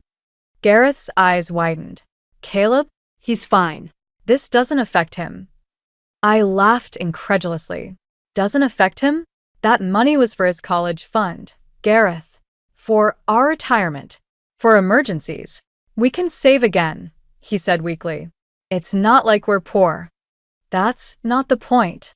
I exploded. You betrayed my trust. You put your parents before your own family. The sliding door opened again, and Eula's perfectly coiffed head poked out. Everything all right out here? Dessert's getting cold. I bit back a scathing retort, forcing a smile. We'll be right in, Eula. As soon as she disappeared, I turned back to Gareth. This isn't over. We need to have a serious talk about our future. He nodded, relief washing over his face. Of course. We'll figure it out, I promise. But as we rejoined his parents at the table, the sickening realization hit me. This wasn't just about money. It was about loyalty, respect, and the very foundation of our marriage. Eula beamed as she served us each a slice of her famous apple pie. Now, isn't this lovely? All of us together like one big, happy family. I stabbed my fork into the pie, imagining it was something else entirely. Just wonderful, I muttered. As the conversation drifted to inane topics, I found myself withdrawing, observing the dynamics around me with new eyes. Gareth, eager to please his parents. Eula, subtly controlling every aspect of the evening. Henry, passively going along with whatever his wife decreed. And me? I was the outsider, the interloper in this tightly knit family unit. But as I watched Eula manipulate the conversation, steering it towards her latest social triumph, a spark of defiance ignited within me. I wouldn't be pushed aside so easily. I wouldn't let them steamroll over my life, my marriage, my future. So, Stacy, Eula's voice cut through my thoughts. How is little Caleb doing in school? Still struggling with reading, is he? I gritted my teeth, recognizing the subtle jab. Actually, he's made great progress. His teacher says he's one of the top readers in his class now. Eula's smile tightened. Oh, well, I'm sure Gareth's genes are finally kicking in. The Whitmans have always been exceptionally bright. I felt my blood begin to boil, But before I could retort, Gareth jumped in. Mom, did I tell you about the new project I'm working on at the firm? As Eula's attention shifted, lavishing praise on her darling boy, I sat back and observed. The pieces were falling into place, revealing a pattern I'd been blind to for far too long. This wasn't just about money or a condo. It was about control, about keeping Gareth firmly under their influence, even at the expense of his own family. Well, I thought, taking a sip of wine to hide my growing resolve. Two can play at that game. As the evening wore on, I smiled and nodded in all the right places. But inside, my mind was racing, formulating a plan. I wouldn't let them win. I wouldn't let them destroy everything I'd worked so hard to build. This betrayal was just the beginning, but I would make damn sure it was also the end. The moving truck rumbled away, leaving me standing in the shadow of the luxury condo that had swallowed our savings. Caleb tugged at my hand, his eyes wide with excitement. Mommy, look at the big fountain, he exclaimed, pointing to the ornate water feature in the courtyard. I forced a smile. It's nice, sweetie. Let's go see our new home. As we entered the lobby, Eula's shrill voice echoed off the marble floors. There you are. We were beginning to think you'd gotten lost. She swept forward, enveloping Caleb in a suffocating hug. Come to Grandma, my precious boy. I've got your room all set up. It's fit for a little prince. I bristled at her words. We'd agreed Caleb would share a room with us, at least initially. But before I could object, Gareth appeared, laden with boxes. Mom, maybe we should let Stacy and Caleb settle in first, he suggested weakly. Eula waved him off. Nonsense. Family helps family. Now, Stacy dear, I've taken the liberty of unpacking some of your things. I hope you don't mind, but that horrid floral vase simply wouldn't do in the living room. My jaw clenched. That vase was a wedding gift from my late grandmother. Actually, Eula, I'd prefer to unpack my own belongings. Her eyes narrowed for a split second before her saccharine smile returned. Of course, dear. I was only trying to help. You must be exhausted after all that packing. The way she said it made it sound like I'd been digging ditches instead of organizing our life into boxes. I bit back a retort, reminding myself that this was temporary. We just needed to save enough to move out. As the days passed, that goal seemed increasingly distant. Eula's presence was suffocating, her subtle digs constant. She rearranged the kitchen without asking, skiing at my chaotic organization. She scheduled playdates for Caleb without consulting me, always with the children of her country club friends. Caleb needs to socialize with the right sort, she'd say, her tone implying I was somehow deficient in providing that. Even bath time wasn't sacred. One evening, as I was running Caleb's bath, Eula barged in. Oh, good. You're giving him a bath, she said, as if surprised I knew how to care for my own child. I'll take over from here. You look tired, dear. Why don't you go relax? I gripped the edge of the tub. I've got this, Eula. Caleb and I have our own bath time routine. She laughed, a tinkling sound that set my teeth on edge. Don't be silly. I raised Gareth, you know. I think I can handle bathing my grandson. Mom. Gareth's voice came from the hallway. Let Stacy handle it. Come help me with dinner. Eula's lips thinned, but she retreated. As she left, I caught her muttering, I don't know why he puts up with such stubbornness. That night, after Caleb was asleep, I confronted Gareth. This isn't working, I hissed. Your mother is constantly undermining me. Gareth sighed, running a hand through his hair. She's just trying to help Stacy. Can't you try to get along? Get along. I struggled to keep my voice down. She criticizes everything I do. She's taking over Caleb's life. And you just stand by and let it happen. What do you want me to do? He snapped. They're my parents. We're living in their home. A home bought with our money. I reminded him bitterly. The argument ended as it always did, with Gareth retreating to his study and me lying awake, seething. The final straw came a week later. I returned from grocery shopping to find Eula in the kitchen, a smug smile on her face. Oh, good, you're back, she said. I was just telling Caleb about our summer plans. I froze. What summer plans? Why, Our annual family vacation to Martha's Vineyard, of course, she replied, as if it were obvious. I've already booked the tickets. Gareth agreed it would be wonderful for Caleb to experience it. The room spun. Our family vacation, the one we'd been planning for months, the one I'd been promising Caleb, was to the Grand Canyon. It was supposed to be just the three of us. We can't afford a trip to Martha's Vineyard, I said through gritted teeth. Eula waved her hand dismissively. Don't worry about that, dear. We'll cover it. After all, what's family for? In that moment, something inside me snapped. I saw with crystal clarity the web Eula had woven, trapping us in a life dictated by her whims. No, I said, my voice steady. We won't be going to Martha's Vineyard. Caleb, Gareth, and I will be sticking to our original plans. Eula's eyes flashed. Now see here, young lady. No, you see here. I cut her off. This ends now. I am Caleb's mother. Gareth is my husband. We are a family, and we will make our own decisions. As Eula sputtered in indignation, I turned to leave the kitchen. At the doorway, I paused. Oh, and Eula? I'll be putting my grandmother's vase back in the living room. I think it'll look lovely there, don't you?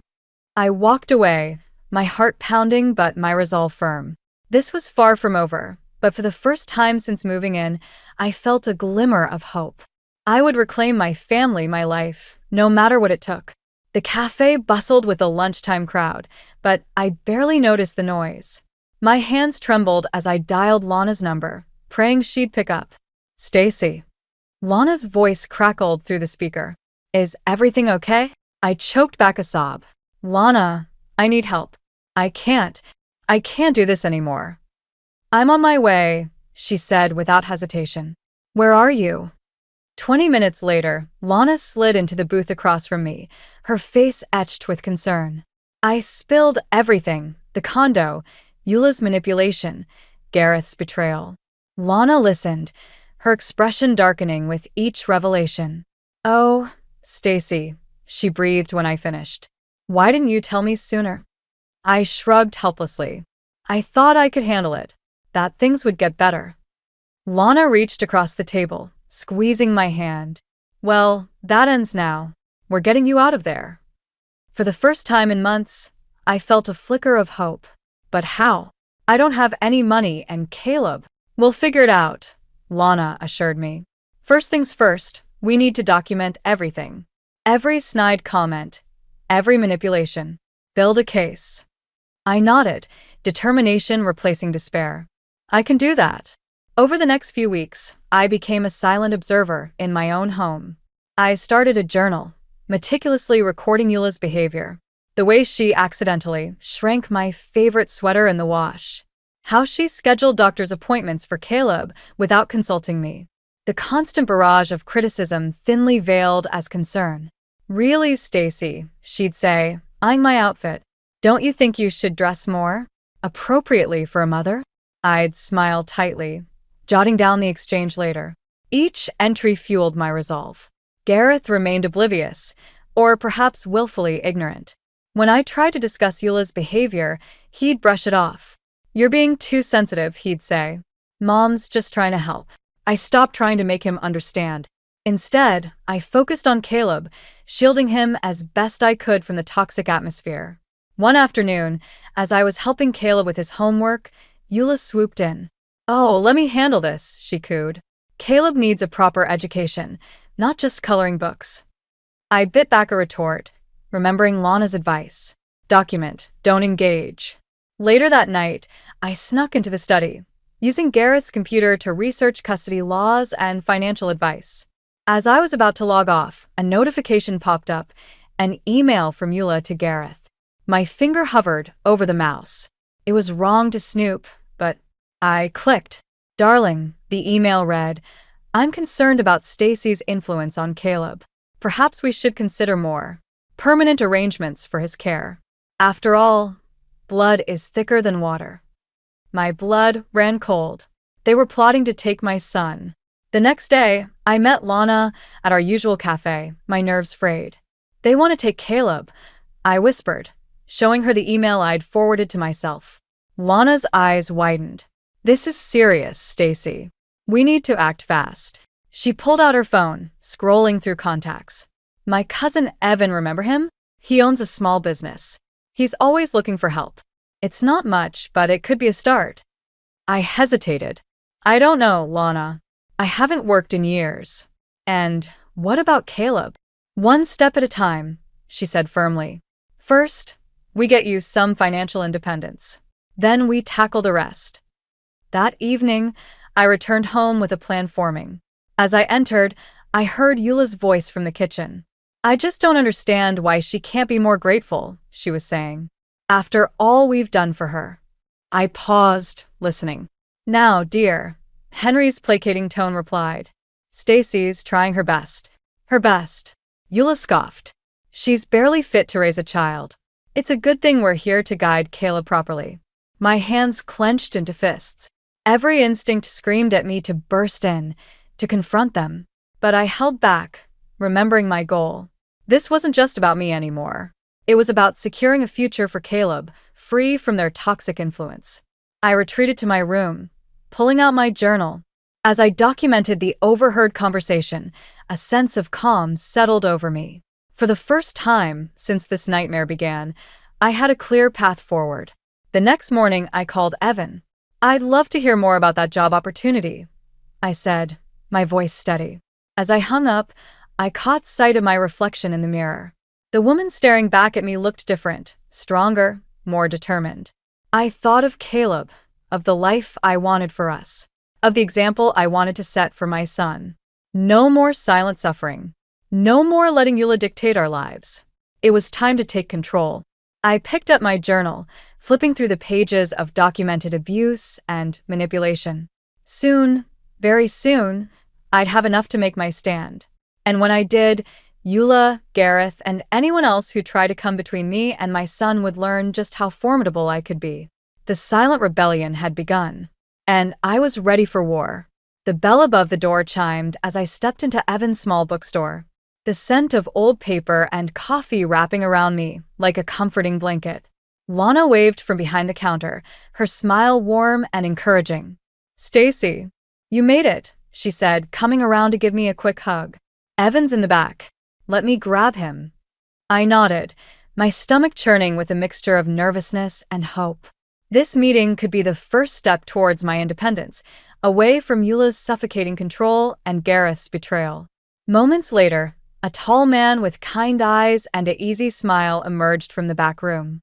You must be Stacy, he said, extending his hand. I'm Evan. Lana's told me a lot about you. As we sat down to talk, I found myself relaxing.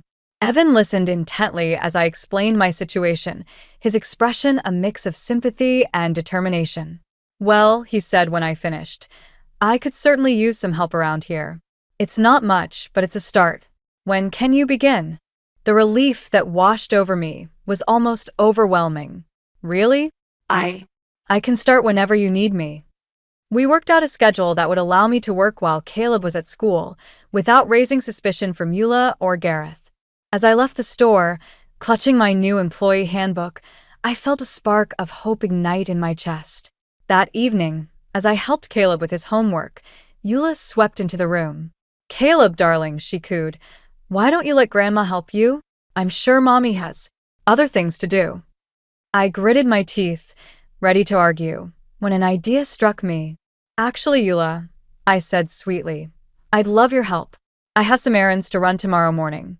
Would you mind watching Caleb until it's time for school? Eula's eyes narrowed suspiciously, but she couldn't very well refuse. Of course, dear. Happy to help. The next morning, I left the condo with a spring in my step, my work clothes hidden under a loose sweater. The thrill of my secret rebellion carried me through my first day at the bookstore. As the weeks passed, I found myself blossoming under Evan's patient guidance. The quiet confidence I gained at work began to seep into other areas of my life. I started challenging Eula's passive-aggressive comments, much to her barely concealed fury. One evening, as I was shelving books, Evan approached me with a concerned look. Stacy, can we talk for a moment? My heart raced as I followed him to the office. Had I done something wrong? Was he going to let me go? Evan closed the door and turned to face me. Stacy, I hope you know that you can trust me. I've noticed some Things. the way you flinch when your phone rings. How you're always checking the time, worried about being late. If you're in trouble, I want to help. I felt tears prick at the corners of my eyes. I don't know what to say. You don't have to say anything, Evan said gently. But I want you to know that you have options. There are resources, people who can help. You and Caleb, you deserve to be safe and happy. His words broke something open inside me. Before I knew it, I was sobbing, spilling out the whole ugly truth about my life with Gareth and Eula. Evan listened without judgment, offering quiet support. When I finished, he handed me a tissue and a business card. This is a friend of mine, he explained. She's a lawyer who specializes in family law. I think you should talk to her. I stared at the card, hope and fear warring inside me. I don't know if I can afford. Don't worry about that. Evan cut me off. She owes me a favor. Just think about it, okay? That night, as I lay in bed next to a snoring Gareth, I turned the lawyer's card over and over in my hands. The thought of leaving was terrifying, but the idea of staying, of subjecting Caleb to this toxic environment for years to come, was even worse. My resolve strengthened as I remembered Evan's words. I deserved to be safe and happy. More importantly, Caleb deserved a mother who was strong enough to protect him. The next morning, I woke early, my decision made. I dialed the number on the card with shaking fingers. Hello, I said when a woman answered. My name is Stacy Whitman. I need your help. As I hung up, I caught sight of my reflection in the mirror. The woman staring back at me looked different, stronger, more determined. For the first time in years, I felt a glimmer of real hope. Eula's voice floated up from the kitchen, sharp with displeasure. Stacy, where are you? Caleb needs his breakfast. I took a deep breath, squaring my shoulders. Let her shout. Let her scheme. I had allies now and a plan. The days of cowering in fear were over. Coming, Eula. I called back, my voice steady and clear. As I descended the stairs, I felt the weight of my secret knowledge buoying me up. Soon, very soon, I would be free. And neither Eula nor Gareth would see it coming. The tension in the condo was palpable as I walked through the door, my arms laden with groceries. Eula's shrill voice carried from the living room, where she was engaged in a heated phone conversation. I don't care what it takes, she hissed. That girl needs to be put in her place. I froze, my heart pounding. There was no doubt who that girl was. As I rounded the corner, Eula's eyes locked onto mine. Her face morphed into a saccharine smile, but the malice in her gaze was unmistakable. Oh, Stacy dear, she cooed, ending her call. Let me help you with those bags. You look so tired. I squared my shoulders, meeting her gaze. I'm fine, Eula. I can manage. Her eyes narrowed at my defiance. Well, if you insist. Though I do worry about your ability to handle everything. Caleb needs a stable environment after all. The implied threat hung in the air between us. I bit back a retort, reminding myself of the lawyer's advice. Document everything, but don't engage unnecessarily. Later that evening, as I was tucking Caleb into bed, Gareth appeared in the doorway. Can we talk? He asked, his voice low and strained. I nodded, pressing a kiss to Caleb's forehead before following Gareth to our bedroom. What's going on with you lately? He demanded as soon as the door closed. Mom says you've been acting strange, disappearing for hours. I felt a flare of anger. Oh, your mother says? And what do you think, Gareth? Have you bothered to ask me how I'm doing? He ran a hand through his hair, frustration evident in every line of his body. I'm asking now, Stacy. What's going on? For a moment, I considered telling him everything, the job at the bookstore, the meetings with the lawyer, my plans to leave. But as I looked into his eyes, I saw only confusion and irritation. No understanding, no remorse for how he'd betrayed me. Nothing's going on, I said finally. I'm just trying to be a good mother to our son. Gareth's face softened slightly. I know things have been tough with the move and all, but Mom and Dad are just trying to help. Can't you try to get along with them? I laughed bitterly. Get along? Gareth, your mother is actively trying to undermine me at every turn. And you just stand by and let it happen. His expression hardened. That's not fair, Stacy. They're my parents. I can't just what? I interrupted. Stand up for your wife. Protect your son from their manipulation. Gareth's face flushed with anger. You're being ridiculous. Mom and Dad love Caleb. They want what's best for him. What's best for him? I echoed incredulously. Like when your mother tried to enroll him in that elite preschool without consulting me. Or when she tells him that mommy is confused whenever I disagree with her. Gareth's jaw clenched. You're blowing things out of proportion. Mom is just trying to give Caleb opportunities. I shook my head, a wave of sadness washing over me. This man, who I'd once loved so deeply, was now a stranger to me. You know what, Gareth? You're right. I am tired. Tired of fighting for a place in my own family. Tired of being treated like an outsider in my own home. His eyes widened, a flicker of fear crossing his face. What are you saying? I took a deep breath, steeling myself. I'm saying that something needs to change. Either you start standing up to your parents and supporting me, or... I let the unfinished threat hang in the air between us. Gareth's face paled. Or what? He whispered. Before I could respond, a knock at the door interrupted us. Eula's voice floated through, sickly sweet. Is everything all right in there? I heard raised voices. Gareth shot me a pleading look before opening the door. Everything's fine, Mom. Stacy and I were just talking. Eula's eyes darted between us, her lips curved in a triumphant smile. Well, if you're sure. I was just about to make some tea. Would you like to join me, Gareth? We can discuss that business proposal your father mentioned. I watched as Gareth hesitated, torn between staying to finish our conversation and following his mother. In the end, habit won out. Sure, Mom, he said, avoiding my gaze. I'll be right down.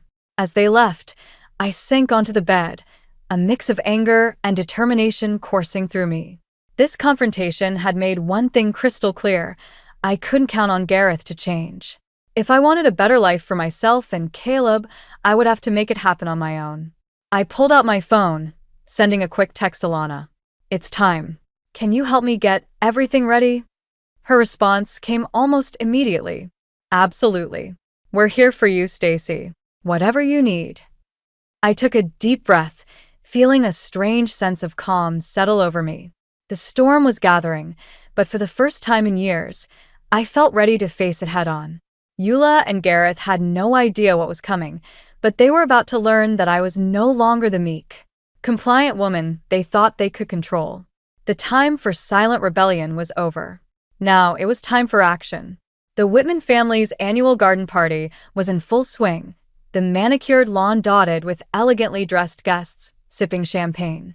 I stood at the edge of the crowd, my heart pounding as I clutched the folder containing months of meticulously gathered evidence. Eula's voice carried across the garden, her laugh tinkling like broken glass. Oh, Stacy dear, do come and join us. We were just discussing Caleb's future. I took a deep breath, steeling myself. This was it, the moment I'd been preparing for.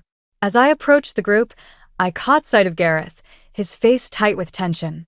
He'd been on edge ever since our argument, clearly sensing the shift in our relationship but unable or unwilling to address it. What about Caleb's future?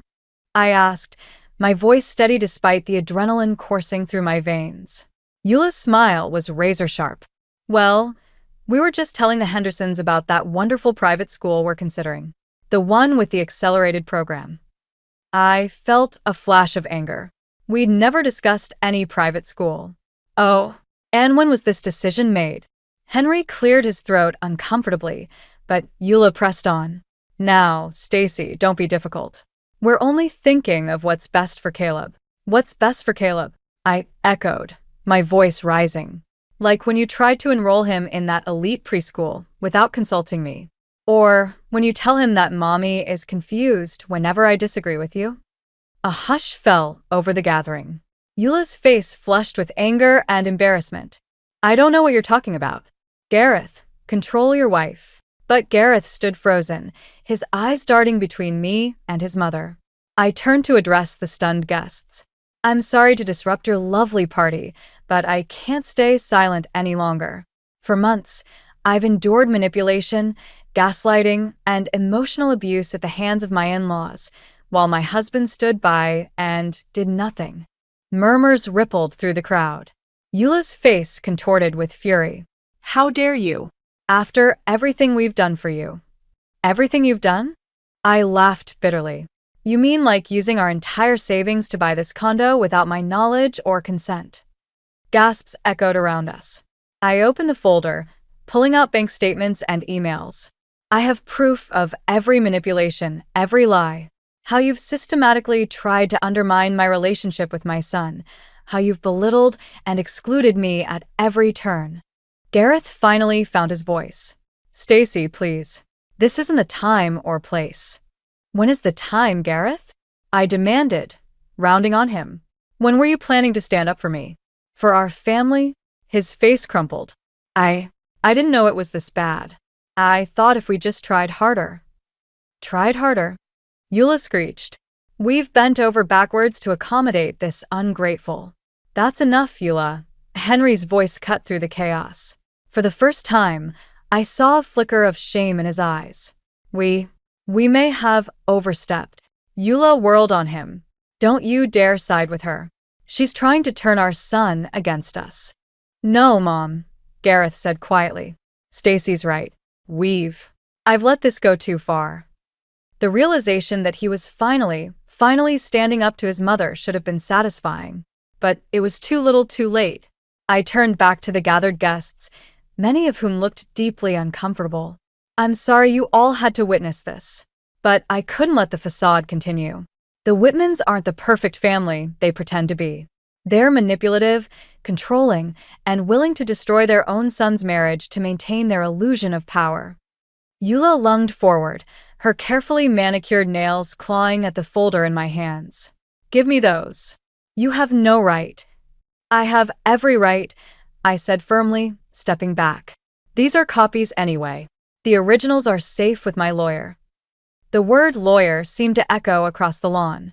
Eula's face drained of color as she realized the implications. One by one, guests began to make their excuses and leave. The Hendersons, Eula's closest friends, couldn't meet her eyes as they hurried past. The carefully cultivated social standing she'd prized so highly was crumbling before her eyes. As the last guests departed, leaving only our fractured family on the lawn, I felt a strange sense of calm wash over me. Stacy, Gareth pleaded, reaching for my hand. We can fix this. We can go to counseling, make a fresh start. I gently pulled away. No, Gareth. It's too late for that. I've already filed for divorce. His face crumpled. But what about Caleb?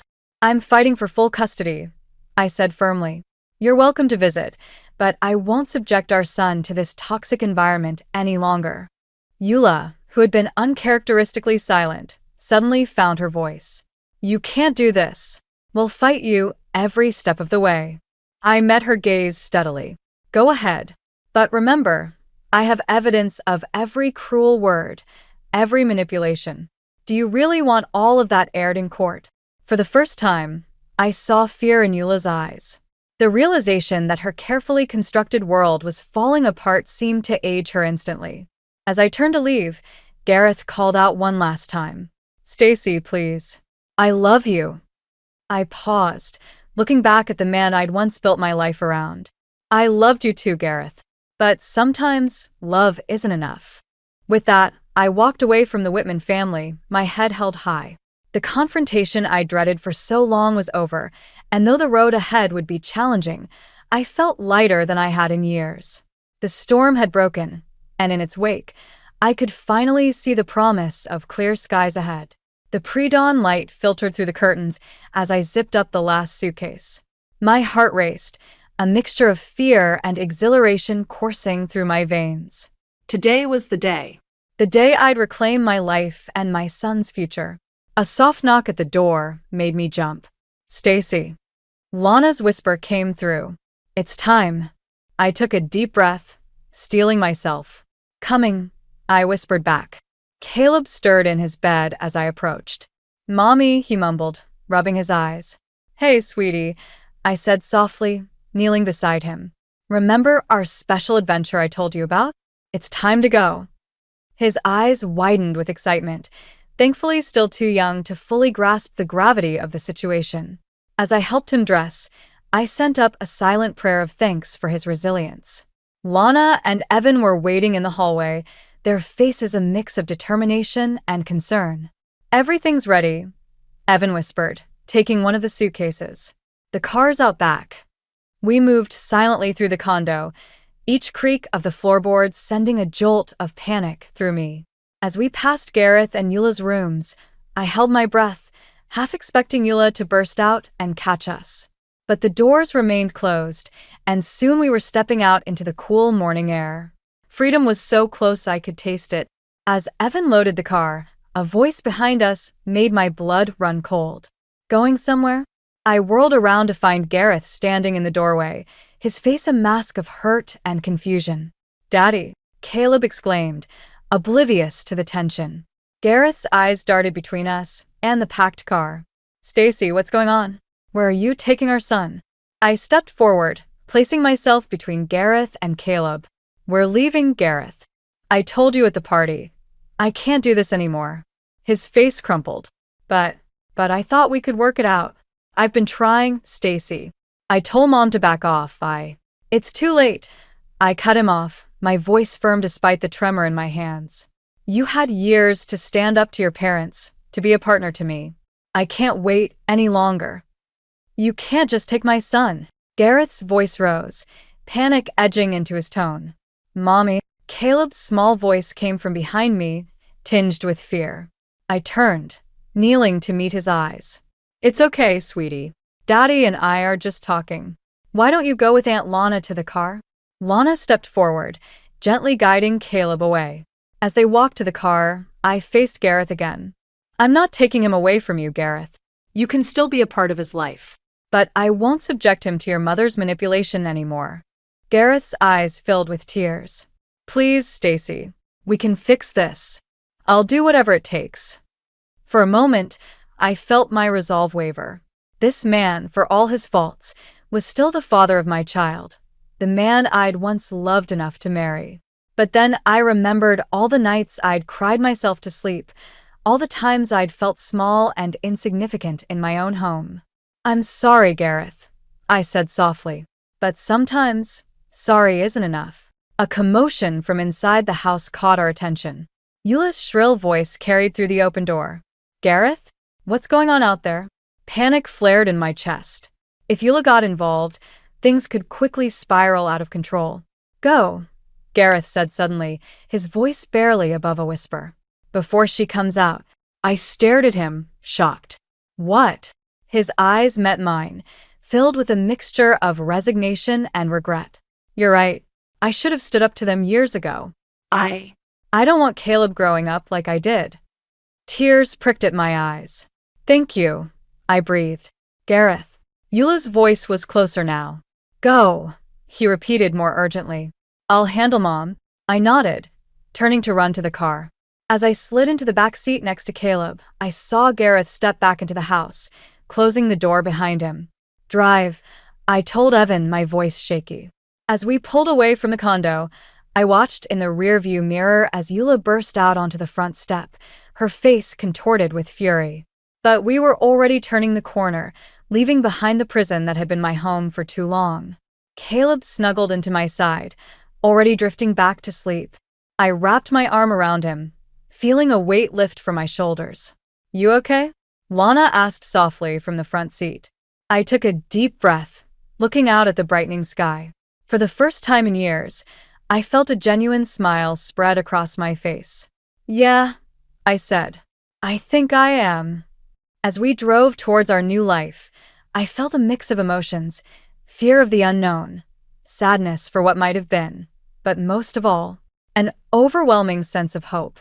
The road ahead wouldn't be easy, but for the first time in a long time, I was excited to see where it would lead. The sun peeked over the horizon, painting the sky in brilliant hues of pink and gold. It was a new day in more ways than one. And I was ready to embrace it, with all its challenges and possibilities. Caleb stirred beside me. "Mommy, where are we going?" I hugged him close, my heart full of love and determination. "We're going on an adventure, sweetie. Just you and me." As we drove into the sunrise, I felt the last chains of my old life fall away. We were free, and the future was ours to shape. The autumn breeze rustled through the leaves as I watched Caleb chase a soccer ball across the park. His laughter, carefree and unburdened, was music to my ears. It had been 6 months since we'd left the suffocating confines of the Whitman household, and the change in both of us was palpable. "He's really thriving, isn't he?" Evan's voice came from beside me, warm and supportive as always. I nodded, a smile spreading across my face. It's like he's a different child. No more walking on eggshells, no more tension in the air. Evan's hand found mine, giving it a gentle squeeze. The gesture, once unthinkable in my old life, now felt natural and comforting. Our relationship had blossomed slowly, built on mutual respect and understanding. As we watched Caleb play, my mind drifted to the events of the past few months. The divorce proceedings had been surprisingly smooth, thanks in large part to the mountain of evidence I'd gathered. Gareth, perhaps finally realizing the extent of his parents' manipulation, had agreed to my terms without much fight. Eula, on the other hand, had not gone quietly. Her attempts to paint me as an unfit mother had backfired spectacularly when my lawyer presented the documented evidence of her behavior. The look on her face as her carefully constructed facade crumbled in the courtroom was something I'd never forget. "Penny for your thoughts?" Evan asked, pulling me from my reverie. I shook my head, smiling, just reflecting on how much has changed. A year ago, I couldn't have imagined this life. "You should be proud of yourself, Stacy," he said softly. "What you've accomplished, the strength you've shown, it's incredible." His words warmed me, a far cry from the constant criticism I'd endured for so long. My job at the bookstore had blossomed into a management position, and for the first time in years, I felt valued and respected in my work. "Mommy, watch this." Caleb's excited shout drew our attention. We watched as he executed a wobbly cartwheel, his face beaming with pride. "That's amazing, sweetie," I called back, my heart swelling with love. As Caleb returned to his game, I noticed a familiar figure approaching from across the park. Gareth, looking somewhat diminished without Eula's overbearing presence, walked towards us hesitantly. "Hi," he said, his voice uncertain. "I hope it's okay that I came. I wanted to see Caleb." I nodded, feeling a mix of emotions. "Of course. He's been looking forward to your visit." Gareth's eyes flickered to Evan, a flash of something, regret? Jealousy? Crossing his face before he schooled his features. "You must be Evan. I've heard good things about you from Caleb." Evan stood, extending his hand. "Nice to meet you, Gareth. I'll give you folks some space. Stacy, I'll be by the coffee cart when you're ready." As Evan walked away, Gareth turned to me. "He seems like a good guy." "He is," I said simply. There was no need to twist the knife. We watched Caleb play in silence for a moment before Gareth spoke again. "I wanted to apologize, Stacy, for everything. I know it's too late, but I see now how blind I was, how I let my parents control everything." I studied his face, seeing the genuine remorse there. "Thank you, Gareth. That means a lot." He nodded, his eyes sad. "I've been seeing a therapist trying to understand why I let things get so bad. It's been eye-opening." "I'm glad," I said softly, "for your sake and for Caleb's." As if on cue, Caleb noticed his father and came running over. "Daddy, did you see my cartwheel?" Gareth's face lit up as he knelt to hug our son. "I sure did, champ. That was awesome." Watching them together, I felt a sense of peace settle over me. This wasn't the family I'd imagined when I'd said "I do" all those years ago, but it was a family nonetheless. One built on honesty, respect, and the hard-won wisdom of experience. As the afternoon wore on, Gareth said his goodbyes, promising Caleb another visit soon. I watched him walk away, feeling a chapter of my life truly close. Evan rejoined us, handing me a steaming cup of coffee. "Everything okay?" I nodded, leaning into his warmth. "Better than okay, actually. I feel free." We gathered our things, Caleb chattering excitedly about his playdate as we headed home. Our home, a modest apartment filled with laughter and love, so different from the cold, oppressive condo we'd left behind. That night, after tucking Caleb in, I stood by the window, looking out at the city lights. The woman reflected in the glass was a far cry from the beaten-down, insecure person I'd been a year ago. She stood tall, confident, her eyes bright with hope for the future. I thought of Eula, her social circle shattered, her control over her son slipping away. Of Henry, finally forced to confront his role in enabling his wife's behavior. Of Gareth, struggling to rebuild his life without his parents' suffocating influence. But mostly, I thought of Caleb, growing up in a home filled with love and respect. Of the lessons he'd learn about standing up for himself, about the power of resilience and self-worth. As I turned away from the window, my eyes fell on a framed photo of Caleb and me, laughing at the beach. It was a simple moment, but it captured everything I'd fought for: joy, freedom, and the unbreakable bond between a mother and her child. The journey had been hard, the battles fierce, but standing here now, I knew without a doubt that it had all been worth it. We had our whole lives ahead of us, full of possibilities and free from the shadows of the past. And I was ready to embrace every moment of it. I remember the first time I met Mark. It was at an art exhibition in Paris, of all places. I was 28, still feeling like I was discovering who I wanted to be. Mark was everything I thought I wanted: charming, confident, and full of life. He swept me off my feet with his grand gestures, stories of traveling, and genuine admiration for my passions. It felt like a fairy tale. We married within a year of meeting. Looking back, I realize now how naive I was. At first, our life together was as magical as I had hoped. Mark's affection never seemed to wane. He was always surprising me with flowers or spontaneous dinners. I was working part-time at a bookstore, which I loved. It gave me time to read and explore my interests while still contributing to our household. But as time went on, things started to change. Shortly after we got married, Mark's demeanor began to shift. The charming man I had fallen for was replaced by someone demanding and lazy. He treated me less like a partner and more like a caretaker. His freelance photography career, which had seemed so exciting at first, became unstable. He would jump from one project to another, never sticking with anything for long. And as his career faltered, so did his motivation. I was pressured into quitting my job at the bookstore.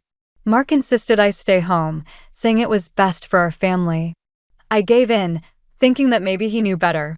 But as I stayed home, taking care of our son, Leo, and managing the household, it became clear that Mark wasn't contributing at all. He'd spend days lounging around, leaving me to juggle all the responsibilities. Our marriage began to crumble under the weight of his neglect and my growing resentment. By then, Leo was 8 years old and full of energy and curiosity. I did my best to make his life as normal as possible despite the tension at home.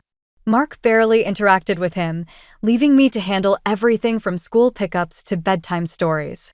It felt like I was living in a constant state of exhaustion, trying to keep our family together while feeling like I was losing myself. The turning point came in the form of a severe traffic accident. I was on my way to the grocery store when a car hit me. I remember the pain and confusion vividly. I was rushed to the hospital, and the injuries were serious. I spent weeks there, unable to move much, the whole time feeling abandoned. Mark's behavior during this time was shocking. He didn't visit me for weeks. When he finally did, it wasn't to comfort me. Instead, he criticized me for not being able to handle household chores and blamed me for everything that was going wrong. It was then that he demanded a divorce. His words stung, but deep down, I wasn't surprised. I had been thinking about ending our marriage for some time, but I was waiting for the right moment.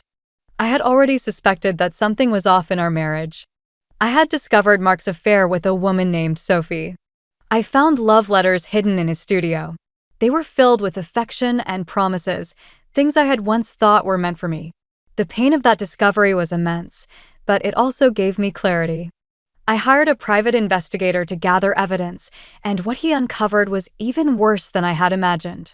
The photos and recordings of Mark and Sophie together were proof of his betrayal.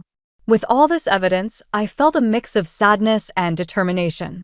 When Mark finally pushed for the divorce, I agreed without hesitation. He was taken aback by my swift response, but I was ready. The financial dependency I had felt for years was about to change, and I was no longer willing to stay in a marriage that had become so toxic. Then came the unexpected call from my father, Robert. He and my mother were retiring from their luxury boutique chain in Paris, and they wanted to transfer their assets to me, $10 million. The news was overwhelming, but it also gave me a sense of liberation. For the first time, I felt truly free to make decisions for myself without being financially tethered to Mark. Soon after, another accident, this time a car hitting me, left me bedridden for months. My time in the hospital was a blur of pain and recovery, and Mark's indifference only made things worse. When he visited, his focus was solely on finalizing the divorce. I handed him the papers, and he signed them without a second thought. Living with my parents while I healed was a comfort. Their support was a balm to my wounded spirit. I knew I was making the right choice, but the journey ahead was still uncertain. The sense of freedom I felt was tempered by the challenge of rebuilding my life from the ground up. As I lay in bed recovering from the accident, I couldn't help but reflect on everything that had led me to this point. I was determined to reclaim my independence and rebuild my life, no matter what challenges lay ahead. Little did I know the real test was just beginning. Life after the accident was a whirlwind of emotions and adjustments. I was still in the hospital, my body slowly mending from the injuries, when I decided to finally move forward with the divorce. Mark's visits were sporadic and cold, often more about finalizing the paperwork than about showing any real concern for me. His attitude only reinforced my resolve to break free from the toxic relationship. I remember one particularly difficult day. I was lying in bed, my body aching with every movement when the hospital room door opened. Mark walked in, his expression was as indifferent as ever. "How are you feeling?" he asked, but there was no warmth in his voice. Still in pain, I replied, trying to keep my voice steady. Mark nodded, but his next words were a harsh blow. "I need you to sign these papers. We need to finalize everything. I've got things to do, you know." He thrust a stack of documents at me, barely glancing at my face. It was as if my suffering was nothing more than a minor inconvenience to him. I took the papers with trembling hands and signed them, my heart heavy with the weight of finality. I had already prepared myself for this moment, but it was still a painful realization of how far we had fallen. As I was preparing to leave the hospital and move in with my parents, I couldn't help but feel a strange mix of relief and apprehension. My parents, Robert and Linda, were waiting for me at their home, eager to help me recover and support me in any way they could. Their home was a stark contrast to the environment I had left behind, warm, loving, and filled with the reassurance that I wasn't alone in this. I spent several months recuperating at their house. Every day was a struggle, but it was also a chance to rebuild my strength and my spirit. During this time, I tried to focus on myself and my future. My father's unexpected gift of financial independence was a beacon of hope. I knew it was my chance to start over, to take control of my life and find my path. As I started feeling better, I began to think about what I wanted to do with my newfound freedom. Returning to graphic design had always been a dream of mine, but I hadn't had the opportunity to pursue it fully. Now, with the financial security my parents' gift had provided, I could finally consider it seriously. One day, while I was still recuperating, I received a call from Mark. His voice on the phone was hesitant, almost pleading. "Emma, can we talk? I know things ended badly, but I've been thinking a lot lately." I was taken aback. "What do you want to talk about?" "I know I made a mess of everything," he said, his tone surprisingly contrite. "But I need you to know that I'm sorry. I want to make things right." I could hardly believe what I was hearing. "You want to make things right now, after everything you've done, Mark?" Silence on the other end was heavy. I know I messed up, but I didn't realize how much until it was too late. "Sophie," She isn't what I thought she'd be. She's not like you." His words stung, but they also confirmed what I already knew. His second marriage was falling apart. I wasn't sure what Mark expected from me, but I had no intention of going back to the life I had left behind. "I appreciate the apology," I said, my voice steady. "But I'm not interested in revisiting our past. I've moved on, and you still have responsibilities, alimony and child support, that need to be settled." Mark's response was a mixture of frustration and desperation. "Emma, please don't do this. I need you to understand that I regret everything." I hung up the phone, feeling a mix of relief and sadness. I had hoped for closure, but his call only reminded me of why I had made the decisions I did. It was clear to me that Mark's actions had been driven more by regret than by any real understanding of the pain he had caused. As I continued to heal and reflect on my life, I felt a growing sense of empowerment. The freedom and financial security my parents' gift had given me were transforming into a renewed sense of purpose. I was determined to use this opportunity to rebuild my life on my terms, embrace my independence, and reclaim my self-worth. Little did I know the journey ahead would test my resilience in ways I had never imagined, but I was ready to face whatever came next, knowing that I had the strength to overcome it all. By the time I fully recovered, I had settled into a new routine with my parents, and my life was beginning to take on a sense of normalcy again. My father's unexpected gift had given me more than just financial security. It had given me the chance to dream and rebuild. I decided to use this opportunity to return to my passion, graphic design. With the resources available to me, I could finally take the leap I had always wanted. I started small, taking on freelance design projects from home. It was a slow start, but each project reminded me of my capabilities and my love for the creative process. My parents were incredibly supportive, and their encouragement was a comforting constant in this new phase of my life. One evening, as I was working on a design project in the cozy living room of my parents' house, the phone rang. It was Mark again. His voice this time was filled with frustration. "Emma, I need to talk to you. It's about Leo." I took a deep breath before answering. "What's going on?" "There's been a problem with Sophie," Mark said, his voice wavering. "She's not managing things well, and I'm struggling to keep up with everything. I need her help with Leo." I was taken aback. "Help with Leo? You've been absent for so long, and now you want to involve me." I know, Mark said quickly. "I've made mistakes, but I'm trying to fix them. I just don't know how to manage everything with Sophie falling short." His words were frustrating. "Mark, I've moved on from this life. Leo deserves stability, but I can't just drop everything to fix your problems." Mark's response was desperate. "Please, Emma, I'm at my wit's end here. I need you to help us work something out for Leo's sake." I was torn. My first instinct was to protect my son from any further disruption, but I also knew that I had my own life to rebuild. I agreed to meet with Mark to discuss Leo's situation, but I made it clear that any involvement would be on my terms. The meeting was uncomfortable. Mark looked exhausted, and Sophie was nowhere to be seen.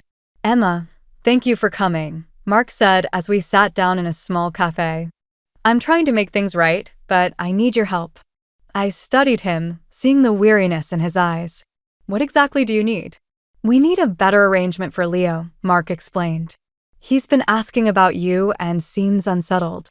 I'm struggling to manage his needs, and Sophie, she's just not fitting into the role of a mother."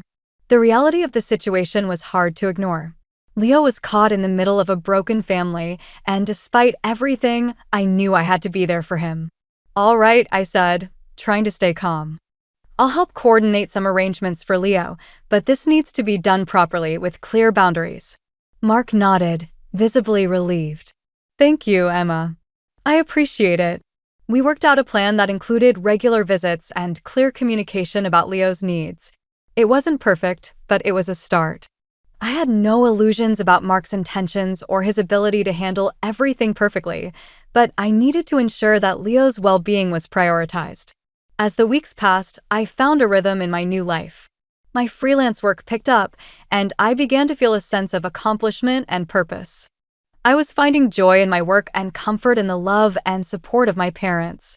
My relationship with Leo improved, and seeing him happy and thriving brought me a sense of fulfillment I had missed for years.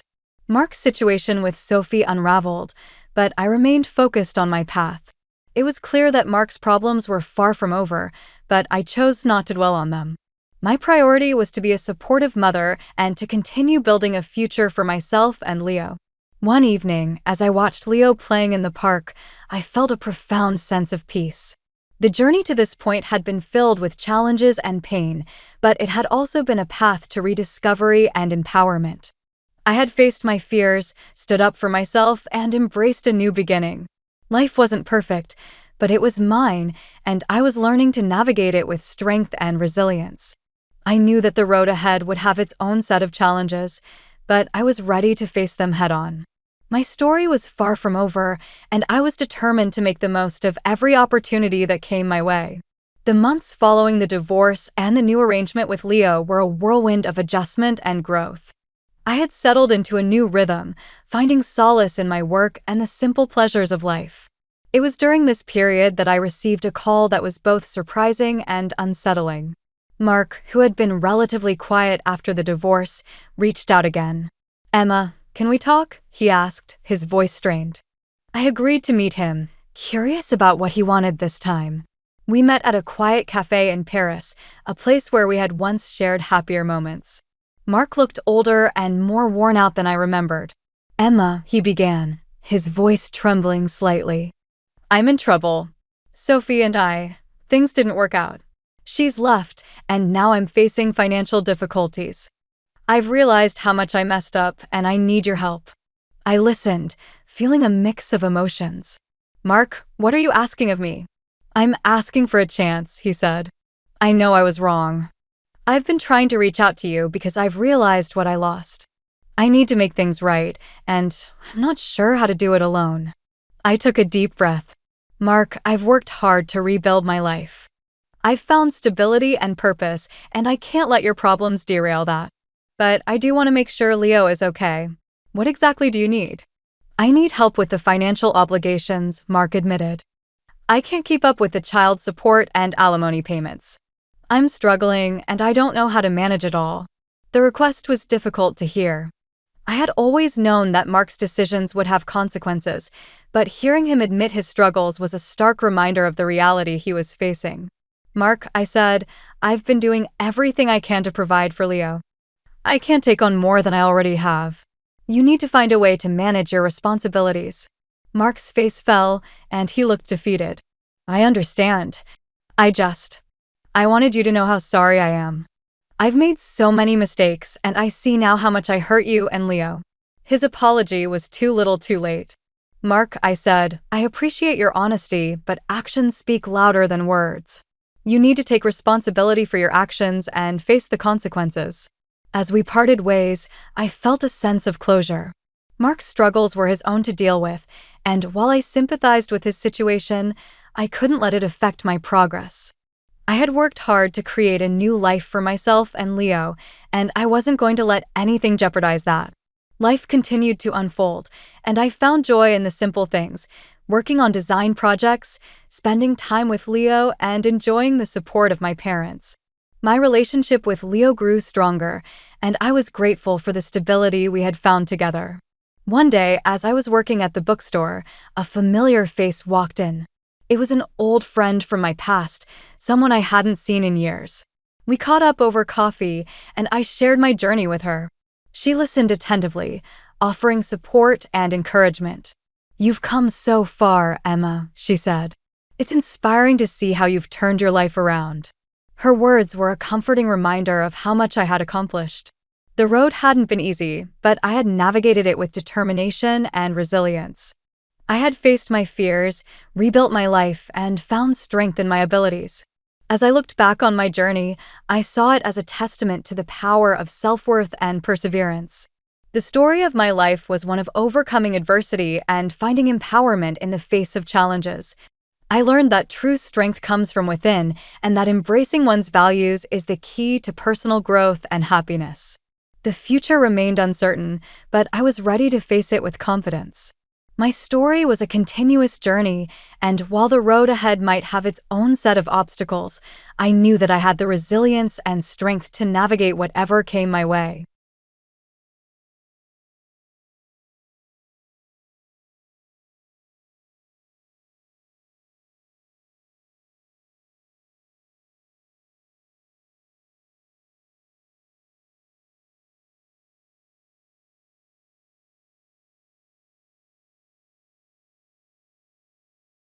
Welcome to the Retaliation Realm channel.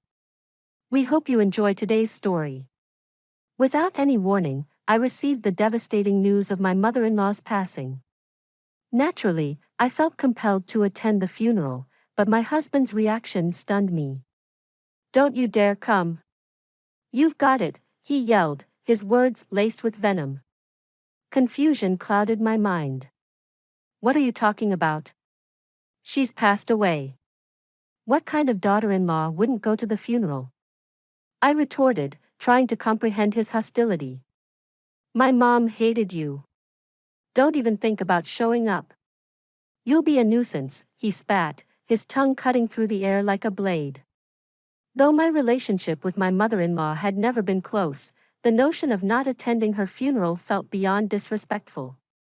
Ignoring my husband's harsh words, I made my way to the funeral hall despite its distance. As I arrived, I witnessed my husband leading the mourning rites. Confusion gripped me. "Wait, what's going on here? Whose funeral is this?" I demanded, my heart pounding with unease. What followed shattered my reality, revealing a truth too shocking to fathom. "My name is Sophia. I'm 30 years old, married to William for 3 years, but our once great relationship now teeters on the brink of collapse. The root of our troubles lies in my husband's unilateral decision-making. When we married, he insisted I become a housewife, abandoning my job. Initially, this arrangement seemed fine, but cracks soon emerged in our second year of marriage. My living expenses were drastically slashed from $111,000 to a mere $500 per month. "William, $500 is impossible. I cover rent, you handle utilities and groceries," I reasoned, struggling to make ends meet. But he remained obstinate, leaving me no choice but to stretch every penny. However, with William's hearty appetite, even basics became luxuries. Watching my savings dwindle, anxiety set in. What would happen when my account hit zero? With no sign of an increased budget, I knew I had to take action. Despite the challenges, I resolved to return to work, even if only part-time. I should be able to generate an extra income of between $800 to $900 a month. That additional money would undoubtedly alleviate some of our financial strain. That evening, I approached the topic with my husband, hoping for his support. His reaction was immediate and harsh. "Work? You can't be serious." "No way," he scoffed, recoiling at the suggestion. "Why not? This would give us some breathing room. If life is tough, it's because you're bad at budgeting." "It's your fault," I countered, frustration creeping into my voice. "I've done all I can, but life is still hard. That's why I've been considering other options," I continued, my resolve hardening. "Playing the victim, huh? You can't live because of me?" "How dare you even say that," he retorted dismissively, his words stoking the flames of my anger. Before I knew it, I was unleashing my pent-up emotions, my voice rising louder than I had ever intended. "Enough is enough. You're the one who wanted me to be a housewife. Since when does yelling solve anything? I just want you to understand," I pleaded, my desperation palpable. "How can anyone make ends meet with just $500? Shut up, stop blaming others, think of something else, you loser," he shot back, his words a cruel blow. With a final contemptuous shove, he stormed out of the room, leaving me crumpled on the floor, tears streaming down my face. "Why is this happening? All I wanted was a peaceful married life," I sobbed, the weight of our struggles crushing me. The need to confide in someone gnawed at me, but my parents lived too far away, and visiting them was no easy feat. My in-laws, though closer, were estranged, and their relationship with my husband was strained. As for my former co-workers and friends, distance and circumstances had created an insurmountable divide. Alone and afraid, I found myself trapped in a marriage filled with uncertainty. Yet amidst the chaos, a glimmer of hope emerged. My husband's absence grew more pronounced as he threw himself into work, leaving me to navigate our strained relationship alone. With fewer mouths to feed and less need for groceries, I found solace in the simplicity of our dwindling provisions, and as the boundaries of my confinement blurred, I seized the opportunity to carve out a path of my own, reclaiming my independence. As I began to work from home, now making about $700 a month, I found myself embracing a more independent lifestyle, especially during my husband's frequent absences. This pattern has persisted for roughly a year. His work commitments have recently intensified, leaving him little time at home.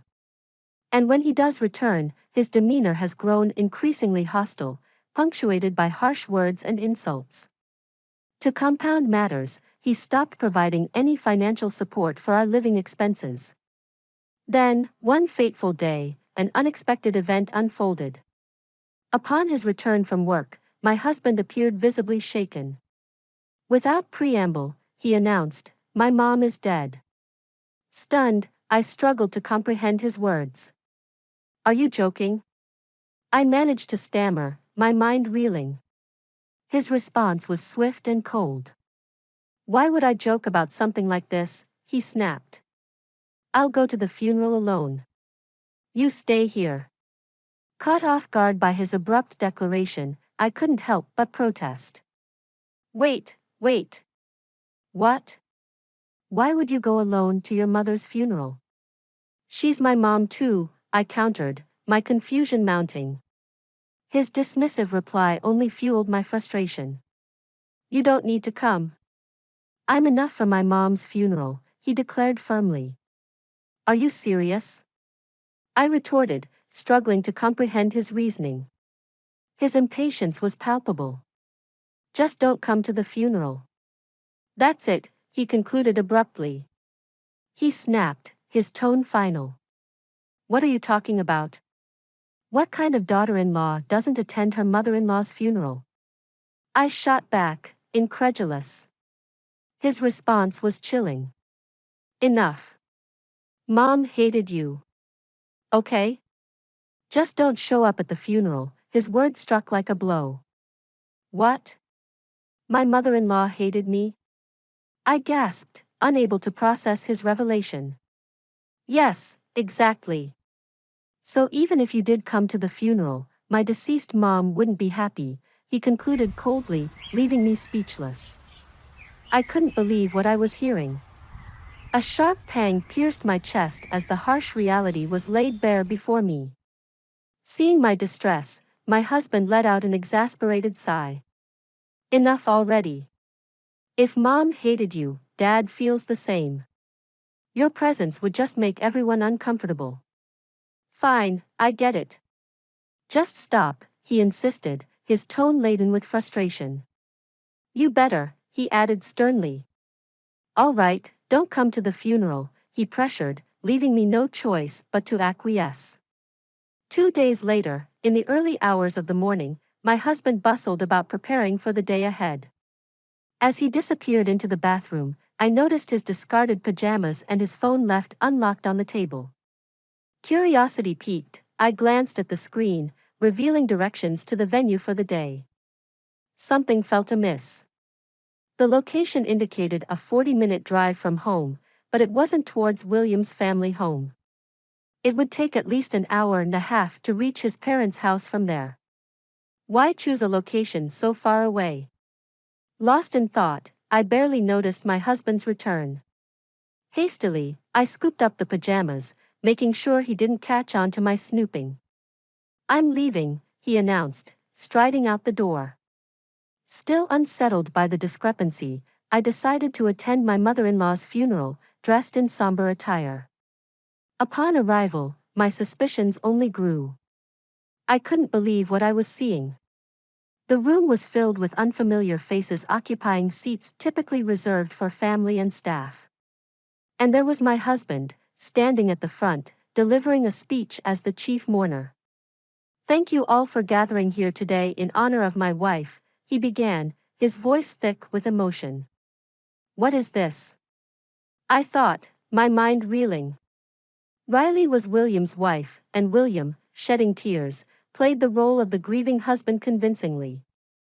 Normally, I would have confronted him immediately, but the solemnity of the moment held me back. Then, I overheard a conversation from some women seated behind me. "Did you hear the chief mourner is divorced?" "Really? He seems so steady." "Yeah, his previous wife was a handful, you know. Apparently, she left him with a huge debt that's troublesome. Finally, she left, divorce papers and all. He met his current wife soon after, even knowing she was sick and wouldn't live long. They got married because they were in love. So it's a love story, huh?" The truth hit me like a tidal wave. I had never left. Anger surged within me as I realized the narrative had been twisted. I had to confirm it once more. Upon checking, I discovered that our divorce had indeed been finalized about 6 months ago. My husband must have met his now ailing wife soon after and hastily married her. The reason for his frequent absences became painfully clear: he was living a new life with her. Connecting the dots, my anger reached its boiling point. He had erased me from the family register and married another woman behind my back.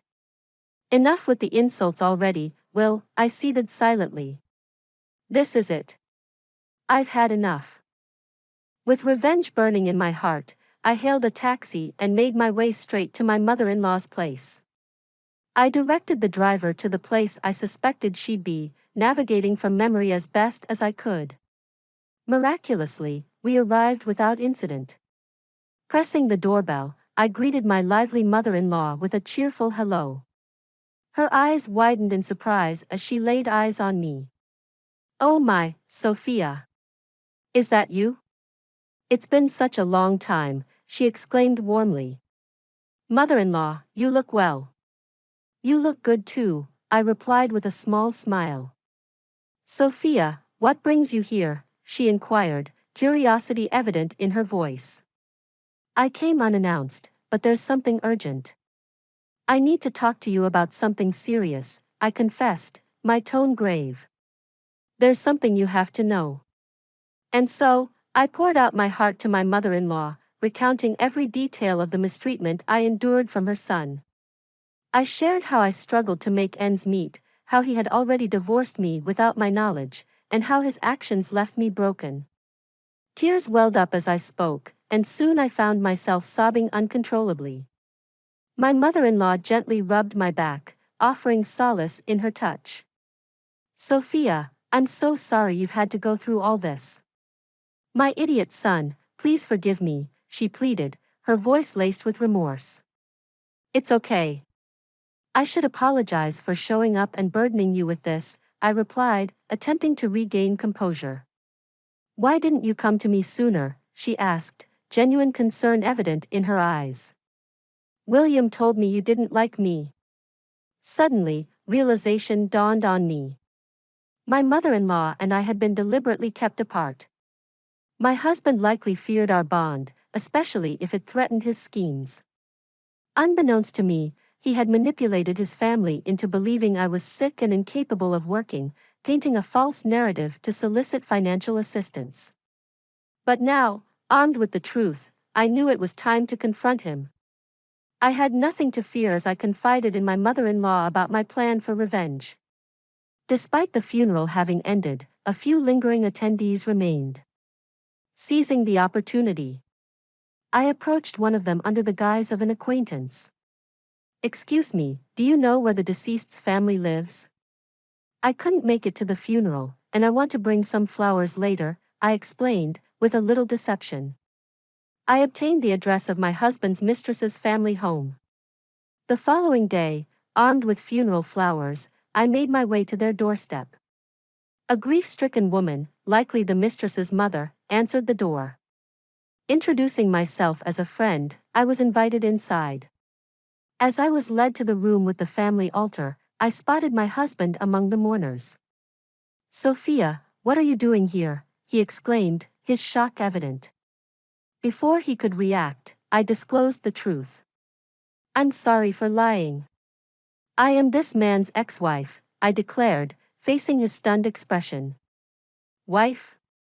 Why would you be here?" he sputtered, clearly taken aback. "Your daughter and I were both deceived by this man. I found out just yesterday at Riley's funeral that I was divorced," I continued, my voice trembling with anger. As Riley's father demanded an explanation, the atmosphere shifted drastically. William's face paled under the weight of his wrongdoing. Emboldened by their support, I confronted him further, demanding accountability. Just then, the doorbell rang, and Riley's mother returned with my mother-in-law in tow, as my mother-in-law berated him. William's facade crumbled. It turned out that he had not only lied about needing money for Riley but had also gambled away the borrowed funds. In the end, he was expelled from Riley's home and faced legal consequences. Ignoring his tearful pleas, justice was served as I turned my back with my mother-in-law and began to walk away. A desperate voice called out from behind me. "Kindly wait," he pleaded. Slowly, I turned around to face him. "What, William? I'm sorry. Can we start over?" he implored, his tone filled with desperation. "Excuse me, if you don't help, I'll be sued," he added urgently. "Don't worry. I plan on suing you too," I responded firmly, my resolve unwavering. "What?" he exclaimed, taken aback by my declaration. "Yes, I've already made up my mind. After all the unjust treatment and being saddled with fake divorce papers, I'll see you through a lawyer. Please forgive me," he pleaded, his voice tinged with remorse. Fuming, I unleashed my pent-up feelings on him. "Do you think saying sorry will make everything okay? Do you even understand what you've done?" I demanded, my anger palpable. "Filing for divorce without telling me is a legal issue, you know. Your apologies are worthless because you've been lying and asking for financial support, utterly worthless," I continued, my voice laced with disdain. "Sophia, wait, please," he pleaded, but I silenced him with a stern look. "Quiet. Do you have any idea how many people you've hurt with your actions? What you've done isn't easily forgivable. Even a lifetime of making amends won't be enough. So from now on, stay out of my life. If you show up again, I won't hesitate to ruin you," I warned, my tone final, as my mother-in-law's hand touched my back, her warmth almost bringing me to tears. Afterward, William ended up paying back the $10,000 he borrowed from Riley's father in one lump sum. Additionally, he had to pay me alimony and a fine for forgery. His salary was never that high, to begin with, and the financial hit seemed to hurt him quite a bit. He had to go into debt to pay the alimony, and now he's even receiving collection calls at work. It's only a matter of time before he loses his job. As for me, I returned to my old job immediately after the divorce. Now I'm living in an apartment near my workplace and enjoying peaceful days. Since then, I've been meeting with my mother-in-law regularly, updating each other on our lives. I feel our relationship has deepened even more after the divorce.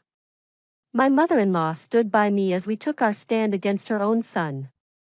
I plan to cherish her as a second mother from here on out. Thank you for being with us and listening until the end. If you found it interesting, please subscribe, give us a like, and leave your comments. We'll see you on the Retaliation Realm channel.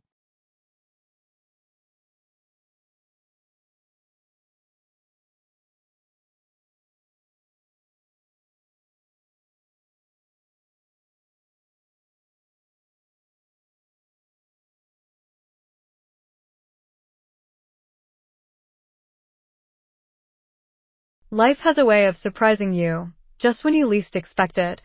I'm Ella, and I work as an economist. If you had asked me a few years ago, I would have told you that everything was perfect.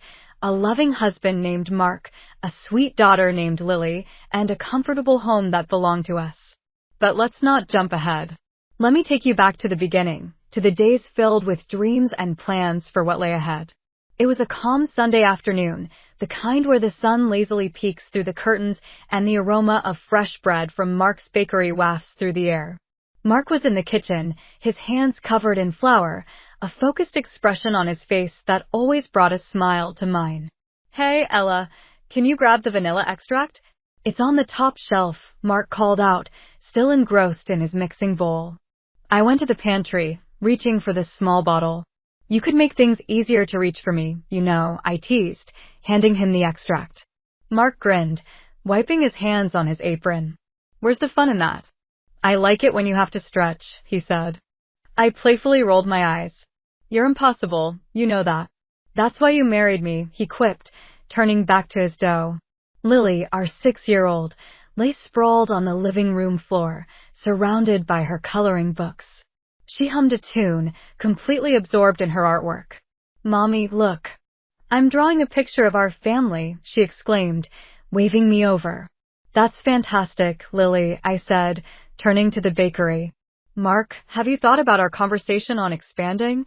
My tone was a bit unsure. Mark's expression shifted, a frown appearing on his forehead. "Ella, we've discussed this. The bakery is doing well as it is. Why complicate things? But we could achieve so much more for Lily's future, and maybe even get that dream house," I persisted. Mark sighed, running a hand through his hair. "I don't know, Ella. I like the bakery the way it is, small and manageable. I don't want the hassle of a larger place." I felt a hint of frustration, but chose not to push it. Okay. I just think we should aim higher, that's all."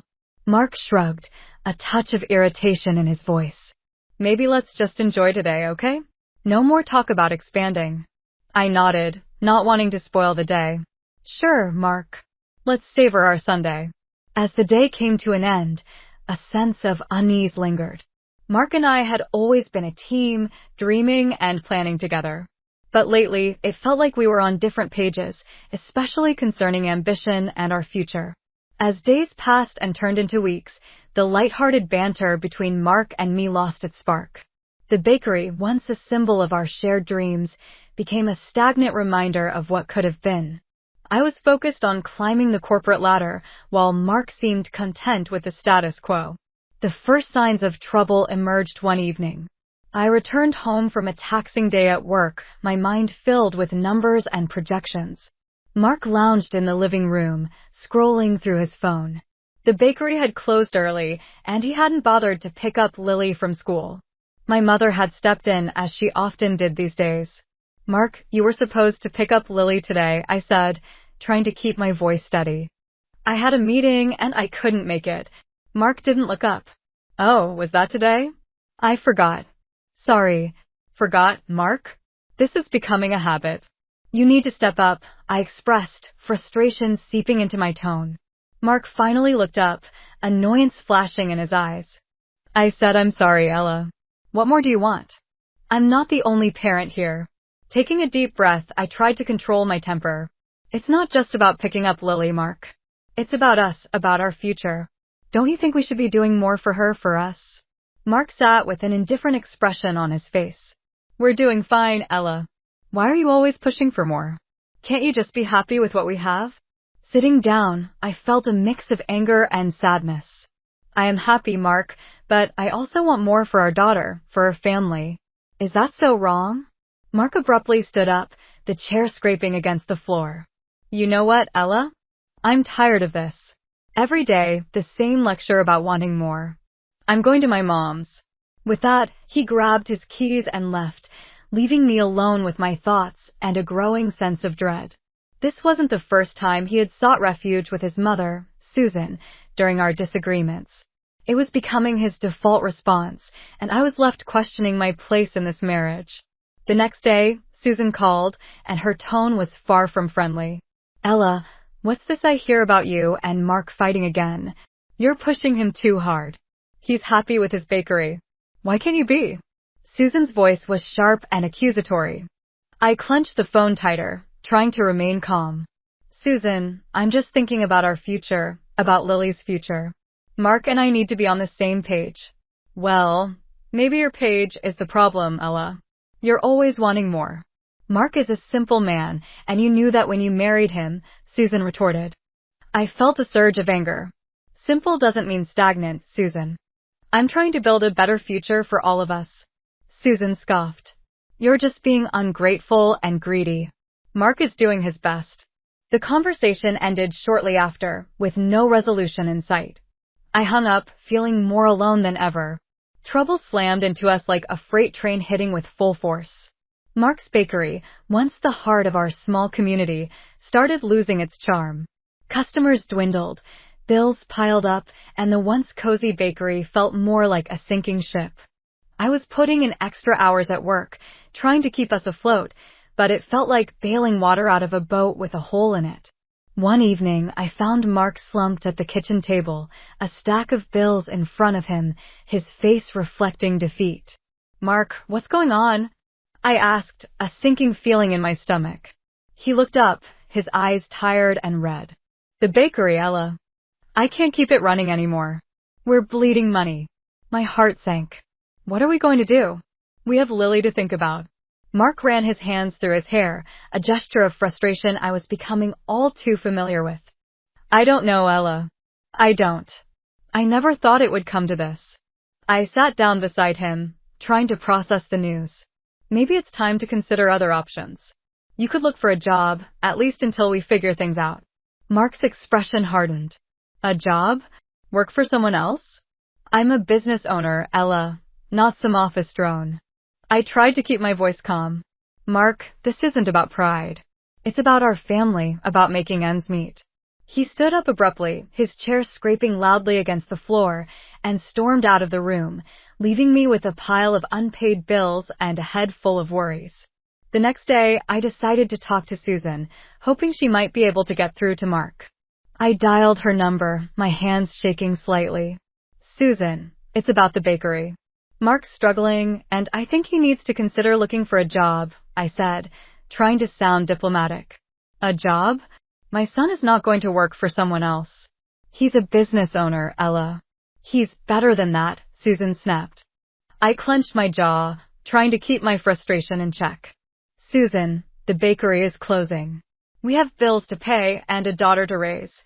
This isn't about being better than anything. It's about survival. Susan scoffed. Survival? You always exaggerate, Ella. Mark will figure it out. He doesn't need to stoop to being an employee. The conversation went nowhere, and I hung up, feeling more helpless than ever. Mark's refusal to face reality, combined with Susan's delusional support, was a recipe for disaster. That night, Mark and I sat in silence, the tension thick enough to cut with a knife. I wanted to scream, to shout, to shake some sense into him, but I knew it would be pointless. The closure of the bakery brought more than just financial strain. It tore at the very fabric of our family life.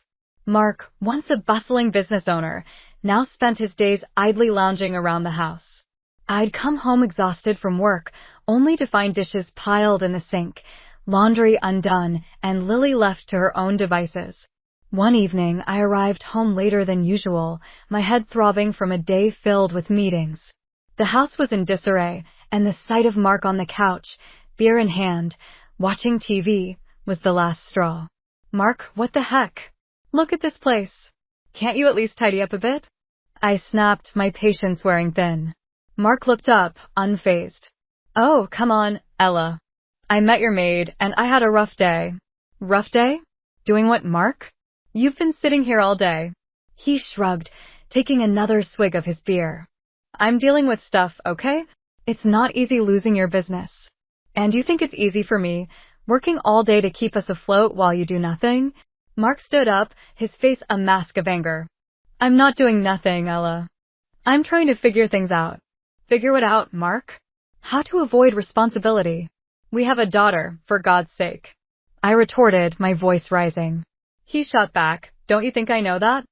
I don't need you nagging me every day. The argument escalated, with harsh words and accusations flying back and forth.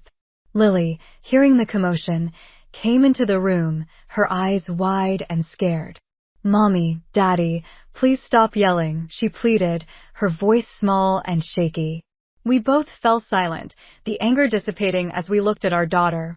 Mark muttered something under his breath and walked out, leaving me to comfort a crying Lily. The days that followed were a blur of silent meals, curt exchanges, and an ever-widening gulf between us.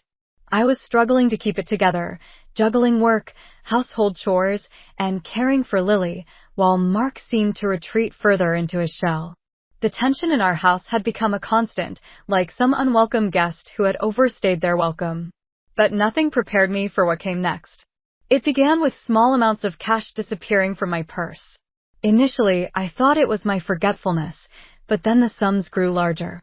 One evening, after realizing another missing $50, I confronted Mark. He was in the living room, as usual, eyes fixed on the TV. "Mark, have you been taking money from my purse?" I asked, attempting to keep my voice steady. He didn't look at me. "What?" "No. Why would I do that?" I felt a surge of anger. "Because it's missing, Mark, and I know I didn't spend it." Mark finally turned to face me, his expression defensive. "Look, I needed some cash, okay? It's not a big deal." I was incredulous. "Not a big deal?" "It's stealing, Mark. From your wife." He stood up, his voice rising. "I don't need a lecture, Ella. I took a bit of cash for beer. It's not like I'm blowing it on something stupid." I couldn't believe what I was hearing. "Beer? You're stealing money for beer while I'm working day and night to keep the family together." Mark's face hardened. "Yeah, beer. It's not like I have much else to enjoy these days." I felt a mix of anger and sadness. "That's your excuse? I'm out there busting my back, and you're here drinking away our money." Mark scoffed. "Oh, please. You're always so dramatic. It's just a few bucks." I took a deep breath, trying to calm down. "This isn't just about the money, Mark. It's about trust. How can I trust you if you're stealing from me?" Mark didn't answer, just turned back to the TV, effectively ending the conversation. The next day, I made a decision. I called Susan to talk about the situation. "It's about Mark. He's been taking money from my purse for beer," I said, attempting to keep my emotions in check. Susan laughed, a harsh, grating sound. "Oh, Ella, you're making a mountain out of a molehill. He's just having a tough time right now." I couldn't believe her response. "Susan, he's stealing from me. How can you just brush that off?" Susan's tone was dismissive. "He's your husband, Ella. What's yours is his. Besides, it's just a bit of cash." I felt a flash of anger. "Just a bit of cash? That's not the point, Susan. He's not contributing anything, and now he's taking what little we have left." Susan was unyielding. "Well, I don't see the problem. He needs to unwind. You're being too hard on him." I hung up, realizing that talking to Susan was pointless. She was never going to see things from my perspective. One morning, I woke up to find Mark's side of the bed empty. That wasn't unusual these days, but as hours turned into a full day without a word from him, worry started to set in. I called his phone repeatedly, but it went straight to voicemail. Finally, after a week of silence, I heard the front door open. Mark walked in, looking different. There was an unfamiliar air of confidence about him. He wasn't alone. His mother, Susan, trailed in behind him, with a smug look on her face. "Mark, where the heck have you been?" "I've been worried sick," I exclaimed, a mix of relief and anger washing over me. Mark looked at me, a smirk on his lips. "Oh, Ella, always so dramatic. I have news." I was confused. "News? What news?" He pulled out a lottery ticket, waving it in front of me. "This, my dear Ella, is our ticket out. I won, Ella. I won $10 million. My heart skipped a beat. "What? How?" Susan chimed in, her voice dripping with condescension. "He bought a lottery ticket with your credit card. Looks like it was a smart investment after all." I was stunned. "My credit card? You used my credit card without asking?" Mark's smirk grew wider. "Well, I needed something to cheer me up after all the nagging. And look, it paid off." The reality of the situation hit me like a ton of bricks. He had taken my card, bought a lottery ticket, and won.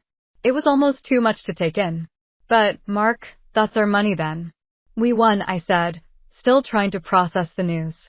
Mark's expression turned cold. No, Ella. I won. And with this money, I'm starting a new life without you. I felt as if the floor had been pulled from under me. What are you saying? He was blunt, his words cutting deep. I'm saying I'm leaving you, Ella.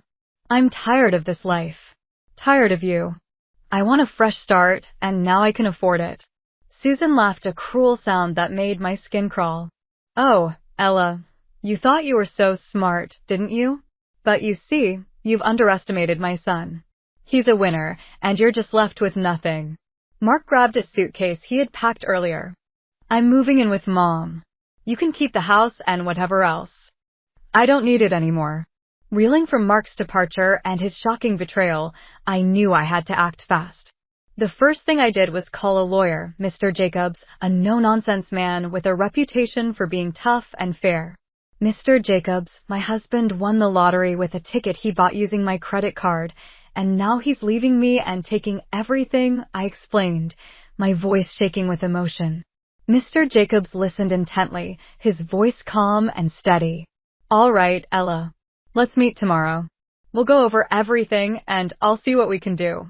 The next day, I sat in Mr. Jacobs' office, poring over bank statements and the credit card transactions that showed the purchase of a lottery ticket.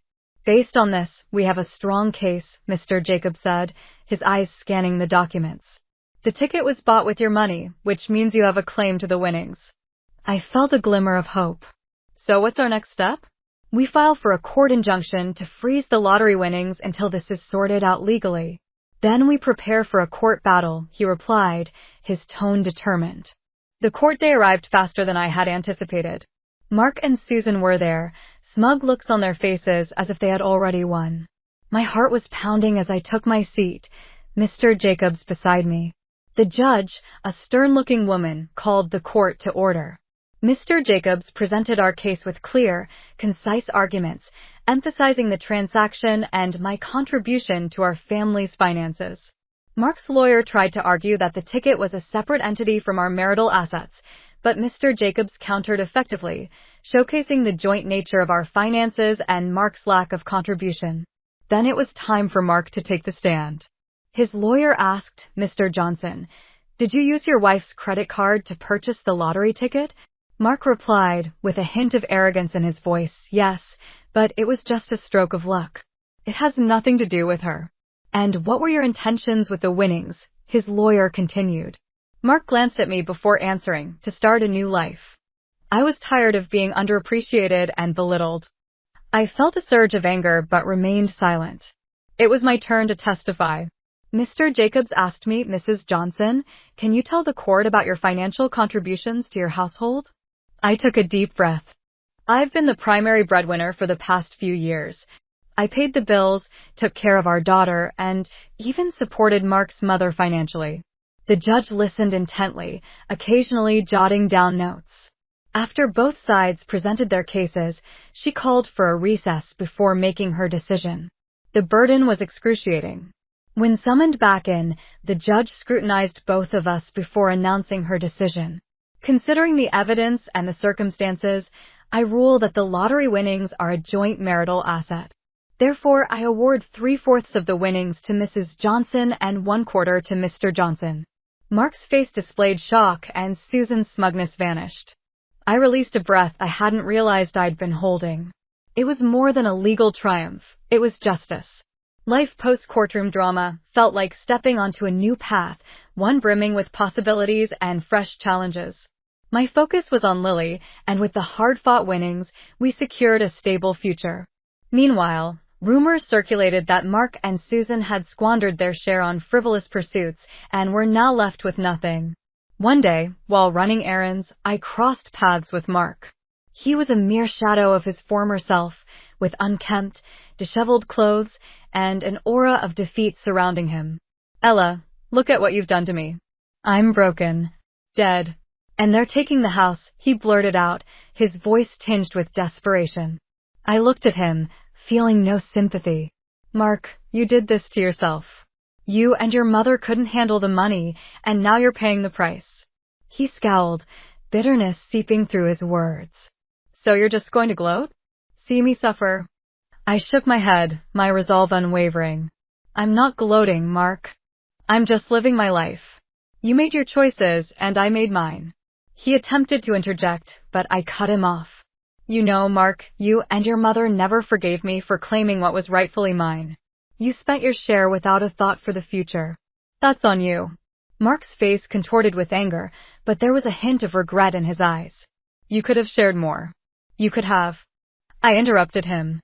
I could have what, Mark? Rescued you after you betrayed me after you and your mother ridiculed me? No. I've moved on. He stood there, defeated, as I walked away. At that moment, I realized how far I had come.